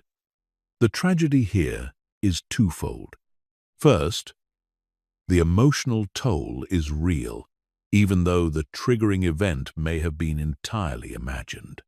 Second, this pattern, left unaddressed, often produces exactly the disconnection it fears, not because the other person pulled away first, but because the overthinking itself creates distance through withdrawal, through unspoken resentment, through a kind of guardedness that the other person eventually senses even without understanding its source. The antidote here is not simply telling yourself to stop worrying, which rarely works for reasons we've already covered. It's building the specific habit of checking your interpretation against reality rather than treating your anxious narrative as established fact. This means, in practice, actually asking the person involved, directly and without excessive hedging, rather than spending hours constructing theories you never verify. "Hey, I noticed you seemed quiet earlier. Is everything okay between us?" This single sentence, uncomfortable as it might feel to say, resolves in 30 seconds what unchecked overthinking could otherwise stretch across days of private anguish.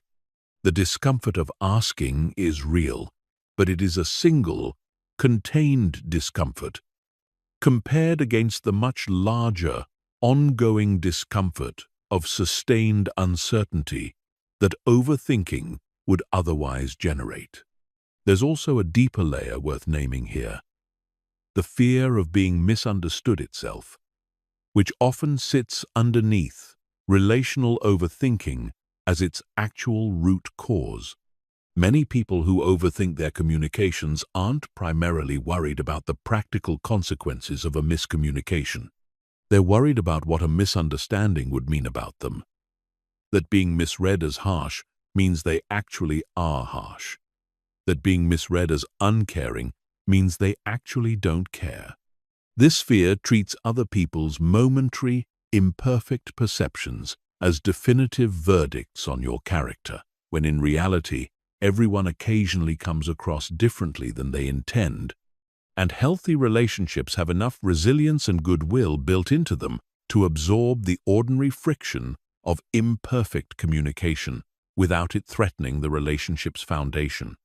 Trusting that resilience, rather than trying to preemptively engineer every message into a flawless, unmisreadable version of itself, is often the single biggest relief available to someone who has spent years exhausting themselves in this particular way.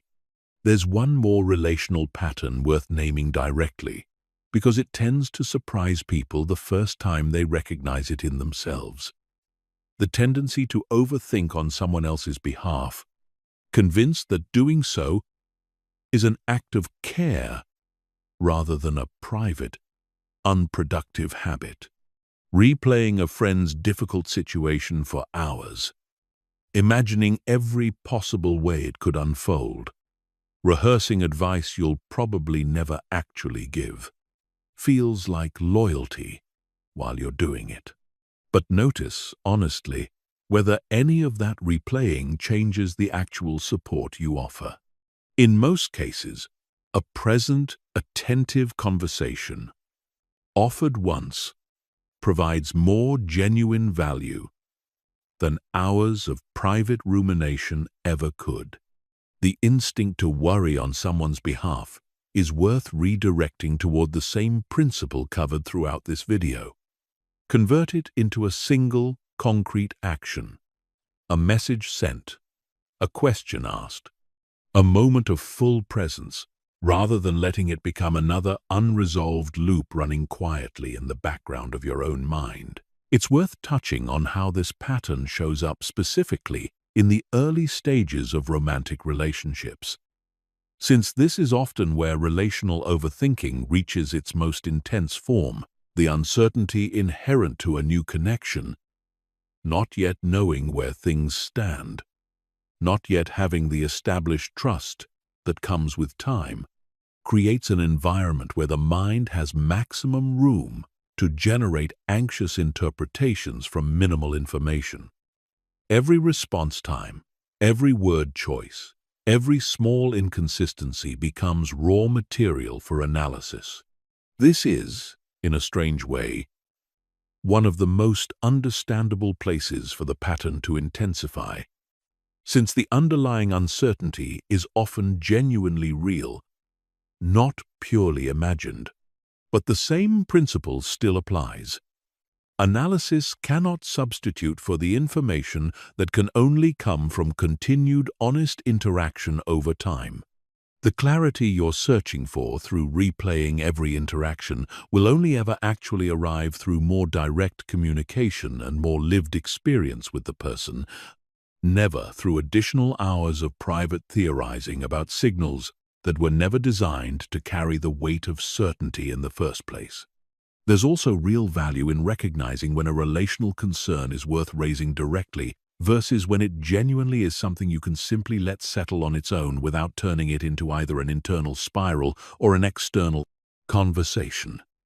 Not every fleeting worry about a relationship needs to be voiced immediately, and part of relational maturity is developing a reasonable filter for which concerns are significant enough to warrant a direct conversation and which are simply passing anxieties that will resolve on their own with a little time and a little trust extended toward the other person and toward the relationship itself. The goal was never to convert every anxious thought into an urgent conversation.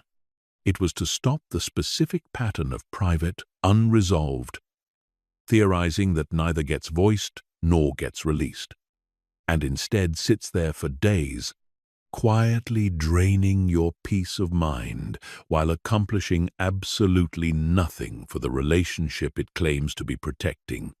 This same discernment applies to family relationships, which carry their own particular weight because of how long-standing and layered they tend to be. Old family dynamics often give the overthinking mind an especially rich supply of material, past conflicts, long-held roles, unspoken expectations, all of which can make a single, ordinary interaction, a comment at a family dinner, a delayed response to a call, feel loaded with history far beyond what the moment itself actually warrants. Here, too, the underlying practice remains the same. Notice when you're constructing an elaborate interpretation from limited information, and choose between direct, honest communication or a conscious release of the thought, rather than letting it accumulate silently in the space between you and people who have known you the longest, and who, in many cases, deserve the same benefit of the doubt you would readily extend to someone you just met. Chapter 12. Overthinking at Work and the Trap of Perceived Competence. The professional world presents its own distinct version of the overthinking trap, one closely tied to how competence and value are perceived, both by others and, more importantly, by yourself.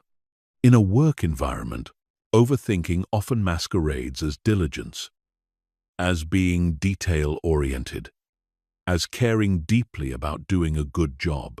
This makes it especially difficult to recognize as a problem, because the very behaviors that are quietly draining you are the same ones that might be earning you praise for thoroughness, at least until the cost becomes visible in missed deadlines, stalled projects, or a growing reputation for being someone who takes unusually long to reach decisions that colleagues resolve in a fraction of the time.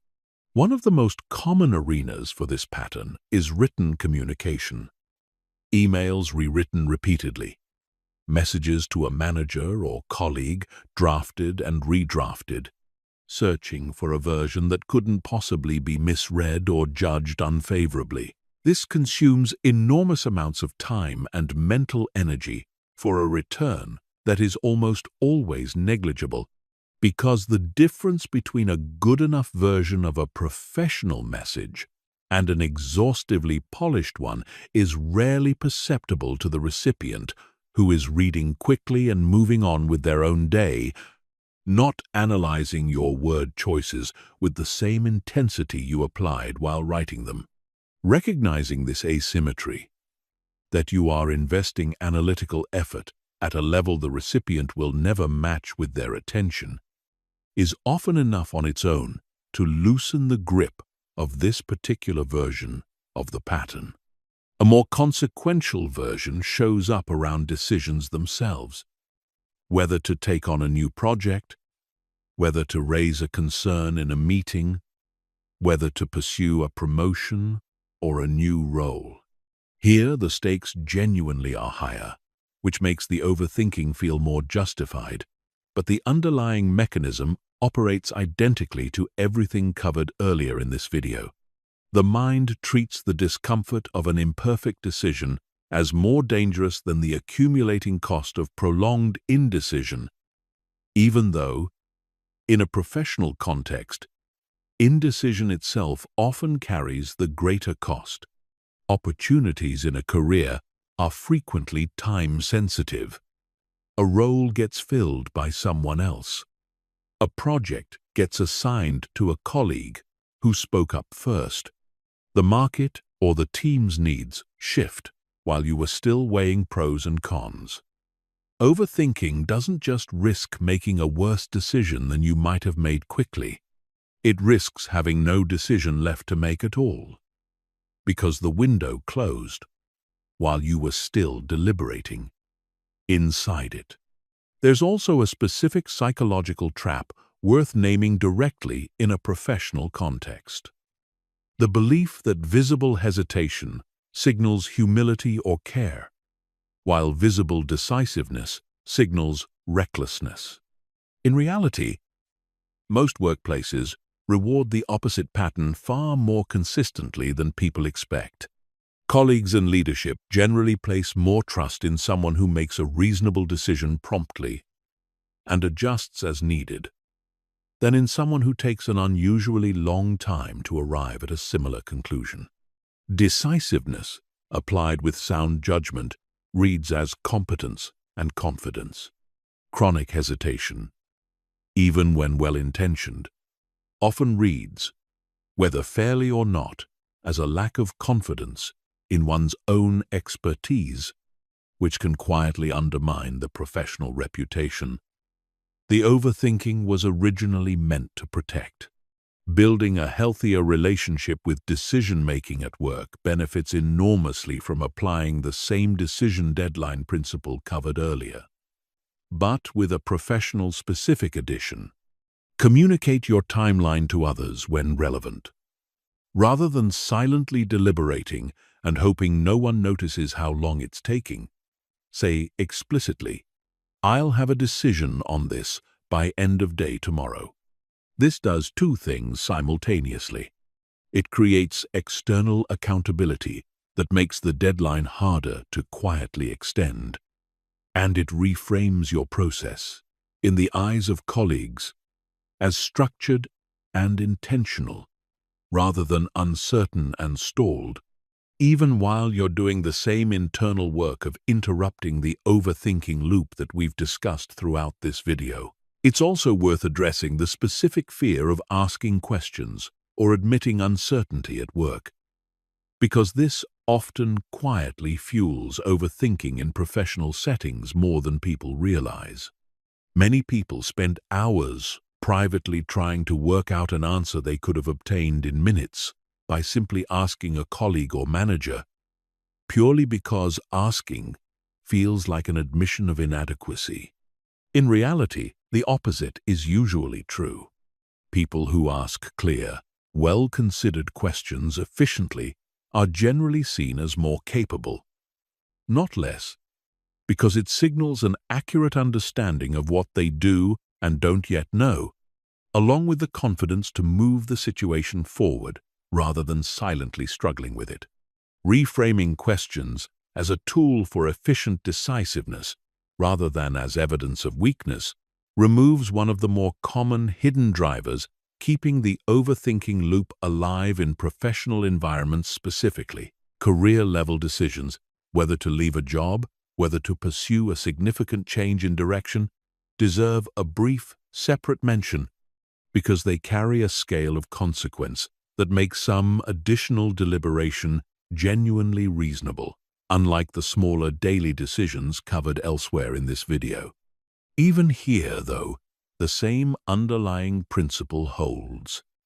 There is a meaningful difference between deliberation that's actively gathering new, relevant information, speaking with people in the field you're considering, understanding the realistic financial implications, and deliberation that's simply replaying the same handful of fears in a loop without producing anything new. Give yourself permission to take the time a genuinely significant decision deserves, but apply the same honest test covered earlier. Is more time actually producing new clarity? Or has the useful information already been gathered, leaving only the discomfort of choosing itself still to be faced? Even major life decisions benefit from an eventual deadline, not because they should be rushed, but because an open-ended timeline for a decision this significant tends to produce the most intense and prolonged version of the overthinking spiral this entire video has been addressing. There's a final professional consideration worth naming, because it affects nearly everyone at some point: how to handle feedback or criticism without it triggering a fresh spiral of overthinking. A single piece of critical feedback, even when delivered constructively, and even when it's genuinely minor in the broader scope of your work, can become the seed of hours or days of rumination for someone prone to this pattern, replayed obsessively, expanded into a broader narrative about incompetence that the original feedback never actually implied. The practice worth building here is a simple, deliberate separation between receiving information and evaluating your worth. Feedback is data about a specific piece of work or a specific behavior offered at a specific moment in time. It is not a verdict on your overall competence or your value as a professional, no matter how much the anxious mind wants to expand it into exactly that.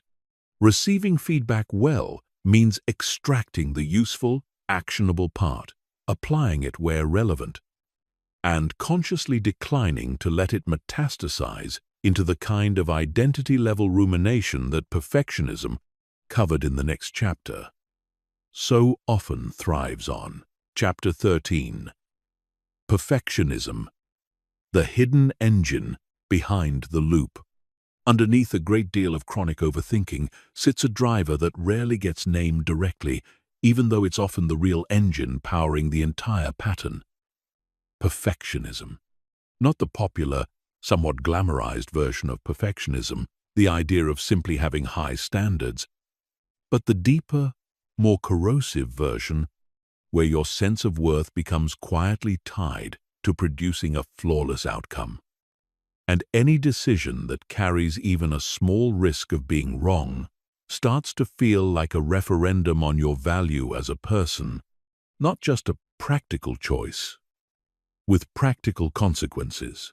This connection matters because it explains why simple, logical arguments about the cost of overthinking, no matter how compelling, often fail to produce lasting change on their own. You can fully understand, intellectually, that a decision deadline would serve you well and still find yourself unable to follow it, because the resistance isn't coming from a lack of logic. It's coming from a deeper belief that getting this wrong would mean something unbearable about who you are. As long as that belief remains unexamined, techniques alone will only ever produce partial, inconsistent results, because you're trying to override a deep identity-level fear using surface-level tools. Perfectionism of this kind is frequently rooted in early experiences where love, approval, or safety felt conditional on performance, where mistakes were met with disproportionate criticism, or where achievement became one of the few reliable ways to receive attention or validation. This doesn't mean everyone who overthinks had a difficult childhood in some dramatic sense. It simply means that somewhere along the way, a connection was formed between being wrong and being unworthy. A connection strong enough that the nervous system now treats an ordinary imperfect decision with the same intensity it might treat a genuine threat to belonging or safety. Understanding this origin isn't about assigning blame to anyone. It's about recognizing that the intensity of your reaction to small, reversible decisions makes far more sense once you see it as an old, learned association firing in a context where it no longer serves any real protective purpose. Loosening perfectionism's grip starts with directly challenging the core belief, driving it, that your worth is contingent on flawless outcomes. This is best done not through abstract reassurance, but through direct, repeated evidence. The same evidence-based approach that rebuilds confidence more broadly. Each time you make an imperfect decision, and the world does not end, and the people who matter to you do not withdraw their care, and you are still fundamentally the same worthwhile person you were before the decision, you generate a small piece of counter-evidence against the old belief. Over enough repetitions, that belief, which was never actually true but simply deeply practiced, begins to lose its grip, the same way any well-worn neural pathway weakens when it stops being reinforced, and a new pathway is built in its place through repeated, contradicting experience. It's also worth explicitly separating perfectionism from genuinely high standards, because conflating the two often makes people reluctant to address this pattern, fearing that doing so would mean lowering the quality of their work or their decisions. High standards, held without the identity-level fear attached, actually tend to produce excellent outcomes precisely because they're not weighed down by the exhausting, self-protective machinery of perfectionism. Someone with healthy high standards makes a decision, executes it well, and adjusts based on real feedback. Someone caught in perfectionism spends so much energy trying to preemptively eliminate any possibility of being wrong that the actual execution suffers from the sheer exhaustion of the process leading up to it. Releasing perfectionism doesn't mean releasing your standards. It means finally freeing up the energy your standards deserve. Instead of spending it on a fear that was never actually protecting the quality of your work in the first place, only the fragile self-image sitting underneath it. There's a particular exercise worth mentioning here, because many people find it quietly powerful the first time they try it honestly, deliberately doing something imperfectly on purpose in a low-stakes context, and observing what actually happens afterward. Send a message with a small typo left uncorrected. Make a minor decision without weighing every option. Submit something good enough rather than exhaustively polished. Perfectionism thrives on the untested assumption that imperfection leads to catastrophe. And that assumption survives precisely because it's rarely tested directly. Deliberately testing it, in contexts small enough to feel safe, provides exactly the kind of direct, undeniable evidence that abstract reassurance never could, and it tends to be one of the fastest ways to begin genuinely loosening perfectionism's grip rather than simply understanding intellectually that it should be loosened. It's worth naming one final dimension of perfectionism that often goes unaddressed: the way it can quietly attach itself to the very process of overcoming overthinking itself.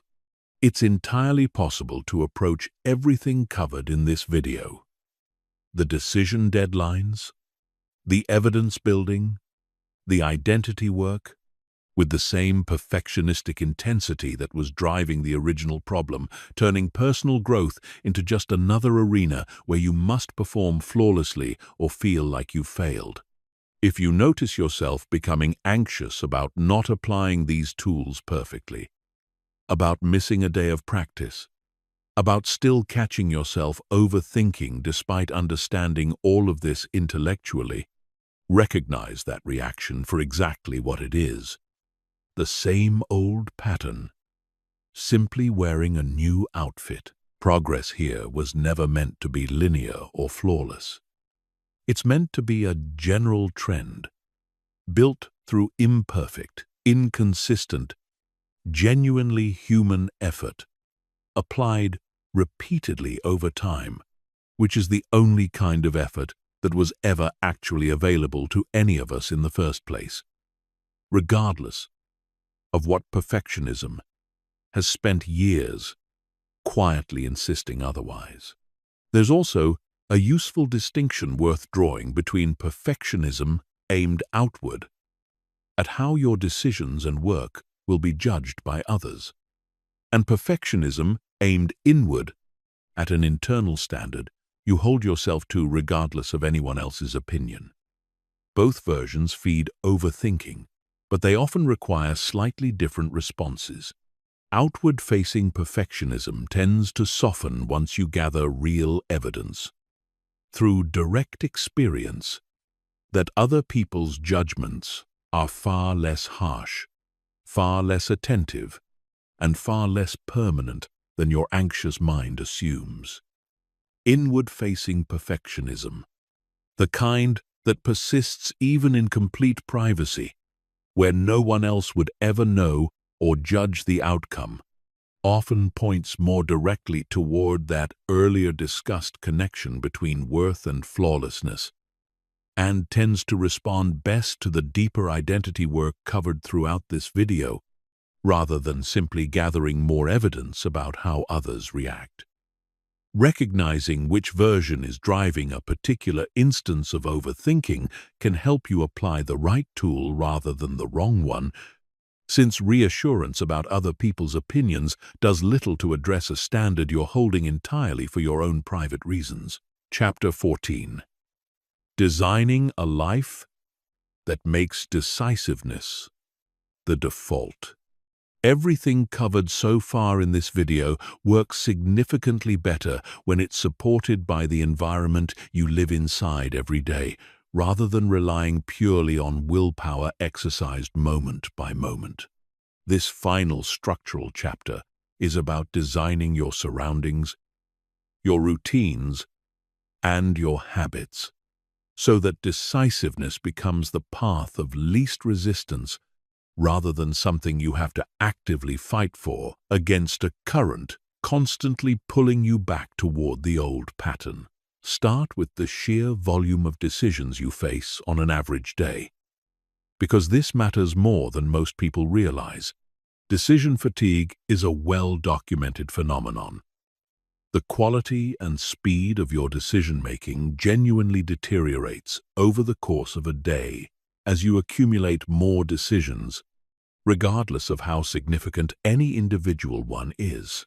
This is precisely why so many highly effective people deliberately simplify low-stakes areas of their life, wearing similar outfits, eating similar meals, following consistent routines, not out of a lack of imagination, but because every decision eliminated from the trivial category preserves mental resources for the decisions that actually matter. If you're someone prone to overthinking, this principle is especially valuable because it directly reduces the raw number of opportunities your mind has each day to enter a spiral in the first place. Look honestly at your own routine and identify which small, recurring decisions could be simplified or automated, freeing up capacity that's currently being spent on choices that were never going to meaningfully affect your life either way. Your physical and digital environment also plays a larger role in this pattern than most people account for. Constant exposure to other people's curated decisions and outcomes, particularly through social media, tends to intensify comparison and second-guessing, feeding directly into the same uncertainty and self-doubt that fuels overthinking. This doesn't require eliminating these platforms entirely, but it's worth being honest with yourself about whether certain accounts, certain feeds, or certain habits of scrolling tend to leave you feeling more scattered and uncertain afterward, and adjusting your exposure accordingly. Similarly, a cluttered or chaotic physical environment has been shown to subtly increase cognitive load and stress, which lowers the threshold at which an anxious spiral can take hold. Small, consistent efforts toward an orderly environment aren't about aesthetics. They're about removing background noise that otherwise makes it easier for your mind to tip into the same looping pattern we've spent this entire video addressing. Build regular checkpoints into your week, not to add more analysis, but to consciously reinforce the identity and practices you've been building. A short weekly reflection, 10 minutes at most, reviewing where you acted decisively, where the old pattern resurfaced, and what you want to focus on in the coming days, keeps the entire system active and adapting rather than fading quietly into forgotten good intentions. The way most personal growth insights eventually do without some form of consistent structure holding them in place. This checkpoint should never turn into another arena for rumination. Keep it brief, keep it action-oriented, and close it, just as we discussed in the earlier chapter on productive reflection, with a clear next step rather than an open-ended spiral of self-assessment. It's also worth deliberately building small rituals around the transition into and out of decision-heavy periods of your day, because transitions are often where old patterns are most likely to resurface. A brief moment before a demanding meeting, a short walk after finishing a difficult task, a consistent wind-down routine before sleep that doesn't involve reviewing the day's unresolved thoughts. All of these create clear boundaries that help contain decision-making and reflection to their appropriate windows, rather than letting them bleed formlessly into every corner of your day the way unstructured overthinking tends to. These rituals don't need to be elaborate. Their value comes from consistency, not complexity, and from the simple signal they send to your nervous system that this particular period of activation or reflection has a defined beginning and a defined end. Finally, accept that designing this kind of life is itself an ongoing decision-making process, one that will occasionally require you to apply the exact tools covered throughout this video to the project of building the very system meant to support you. You will face moments of uncertainty about which habits are actually working, which routines need adjustment, which environmental changes are worth the effort. Apply a decision deadline to those questions too. Try an adjustment for a defined period. Gather real evidence about whether it's serving you, and refine from there. The system doesn't need to be perfect from the outset. It needs to be built through the same decisive, evidence-based approach you're now applying to every other area of your life. Because ultimately, this entire framework was never really about overthinking specifically. It was always about learning to trust the process of living itself, imperfect information and all. Consider also the role that accountability, in a broader sense than what we discussed regarding work, can play in sustaining this entire system over time. Sharing your intention to build a more decisive relationship with your own mind, with someone you trust, a friend, a partner, even a small group of people working on something similar, creates a layer of external reinforcement that pure internal willpower often struggles to match on its own. This isn't about needing external validation to feel confident, which would simply reintroduce the same dependency on outside approval covered earlier in this video. It's about recognizing that humans are social creatures, and change tends to be more durable when it exists inside a supportive relational context rather than being carried entirely alone in private. Even a simple, occasional check-in, "How's this going for you?" can meaningfully strengthen a habit that might otherwise quietly erode under the pressure of a busy week. There's a broader principle underlying this entire chapter worth stating plainly. Environment design isn't a supplementary nice to have layered on top of the real psychological work. It is, in many respects, the mechanism that makes the psychological work sustainable at all. Insight alone, no matter how genuinely transformative it feels in the moment you first understand it, fades in the absence of supporting structure. This is precisely why so many people can watch or read something deeply resonant, feel a real shift in that moment, and find themselves back in the exact same pattern within a matter of weeks. The insight was never the missing piece. The missing piece was always the structure that turns a single moment of clarity into a sustained, repeated practice, until that practice eventually stops requiring conscious effort altogether and simply becomes how you naturally operate. Chapter 15. The life waiting on the other side of the loop. Take a moment and imagine, honestly, what your life would look like if the loop we've spent this entire video examining simply stopped running. Not perfect certainty about every choice. That was never realistic and was never actually the goal. Just the absence of that constant, low hum of second-guessing that's been quietly narrating your days for as long as you can remember. Imagine sending the message without rereading it 6 times. Imagine making a decision at work and moving on to the next task instead of replaying it for the rest of the afternoon. Imagine lying down at night and actually falling asleep, instead of running through the day's conversations, searching for evidence that you said something wrong.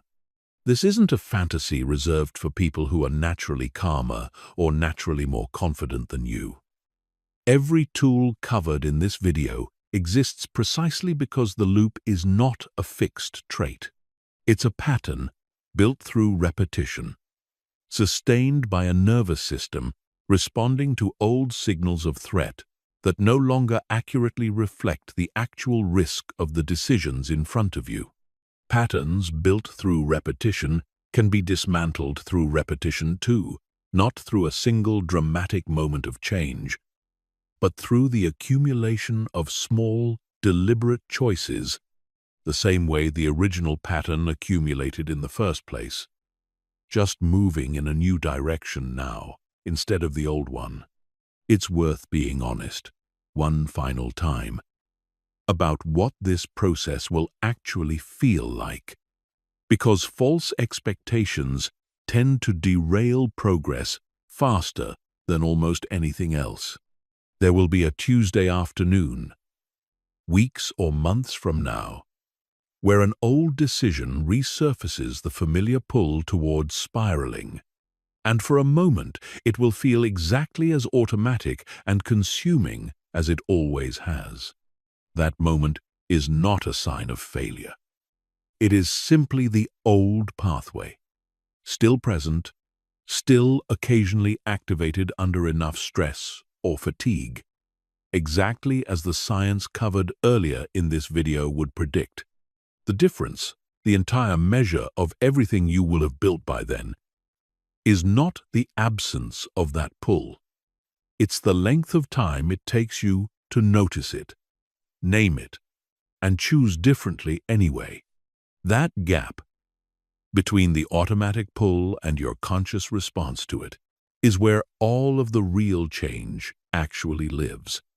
And it tends to grow shorter and shorter the more consistently you practice closing it. Think back to where we started. The lie that overthinking was protecting you. The silent erosion it caused to your confidence. One unnoticed hesitation at a time. The biological mechanism running underneath it. An amygdala and a default mode network doing exactly what they were built to do, just in a modern context where the stakes are rarely what they once were. The way it hollowed out your peace of mind, turning even quiet moments into extensions of an ongoing internal negotiation that never actually resolved anything. And the way confidence and overthinking fed each other, tightening into a spiral that felt, for a long time, like simply who you were rather than something you were doing. And then everything that came after that recognition. The decision deadline that finally gave your mind a boundary it had never been offered before. The slow, deliberate rebuilding of trust in your own judgment. One small decision at a time, treated as legitimate evidence, regardless of how minor it seemed. The physical tools that calm the body first, so the mind actually has the conditions it needs to think clearly rather than fighting an uphill battle against its own biology. The identity shift from someone who hesitates to someone who decides, sustained not through a single insight but through consistent, recognized action. The distinction between reflection that moves you forward and rumination that simply keeps you circling. The specific ways this pattern shows up in relationships and at work, and the perfectionism so often sitting quietly underneath all of it, waiting to be named and finally challenged.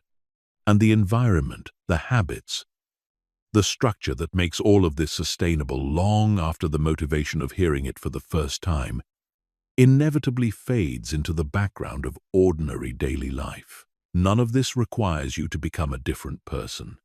It requires you to stop reinforcing a pattern that was never actually you in the first place, just something you learned, understandably, as a way to feel safe in an uncertain world. That pattern can be unlearned, not overnight, and not without moments where the old loop resurfaces and pulls at you, because it will.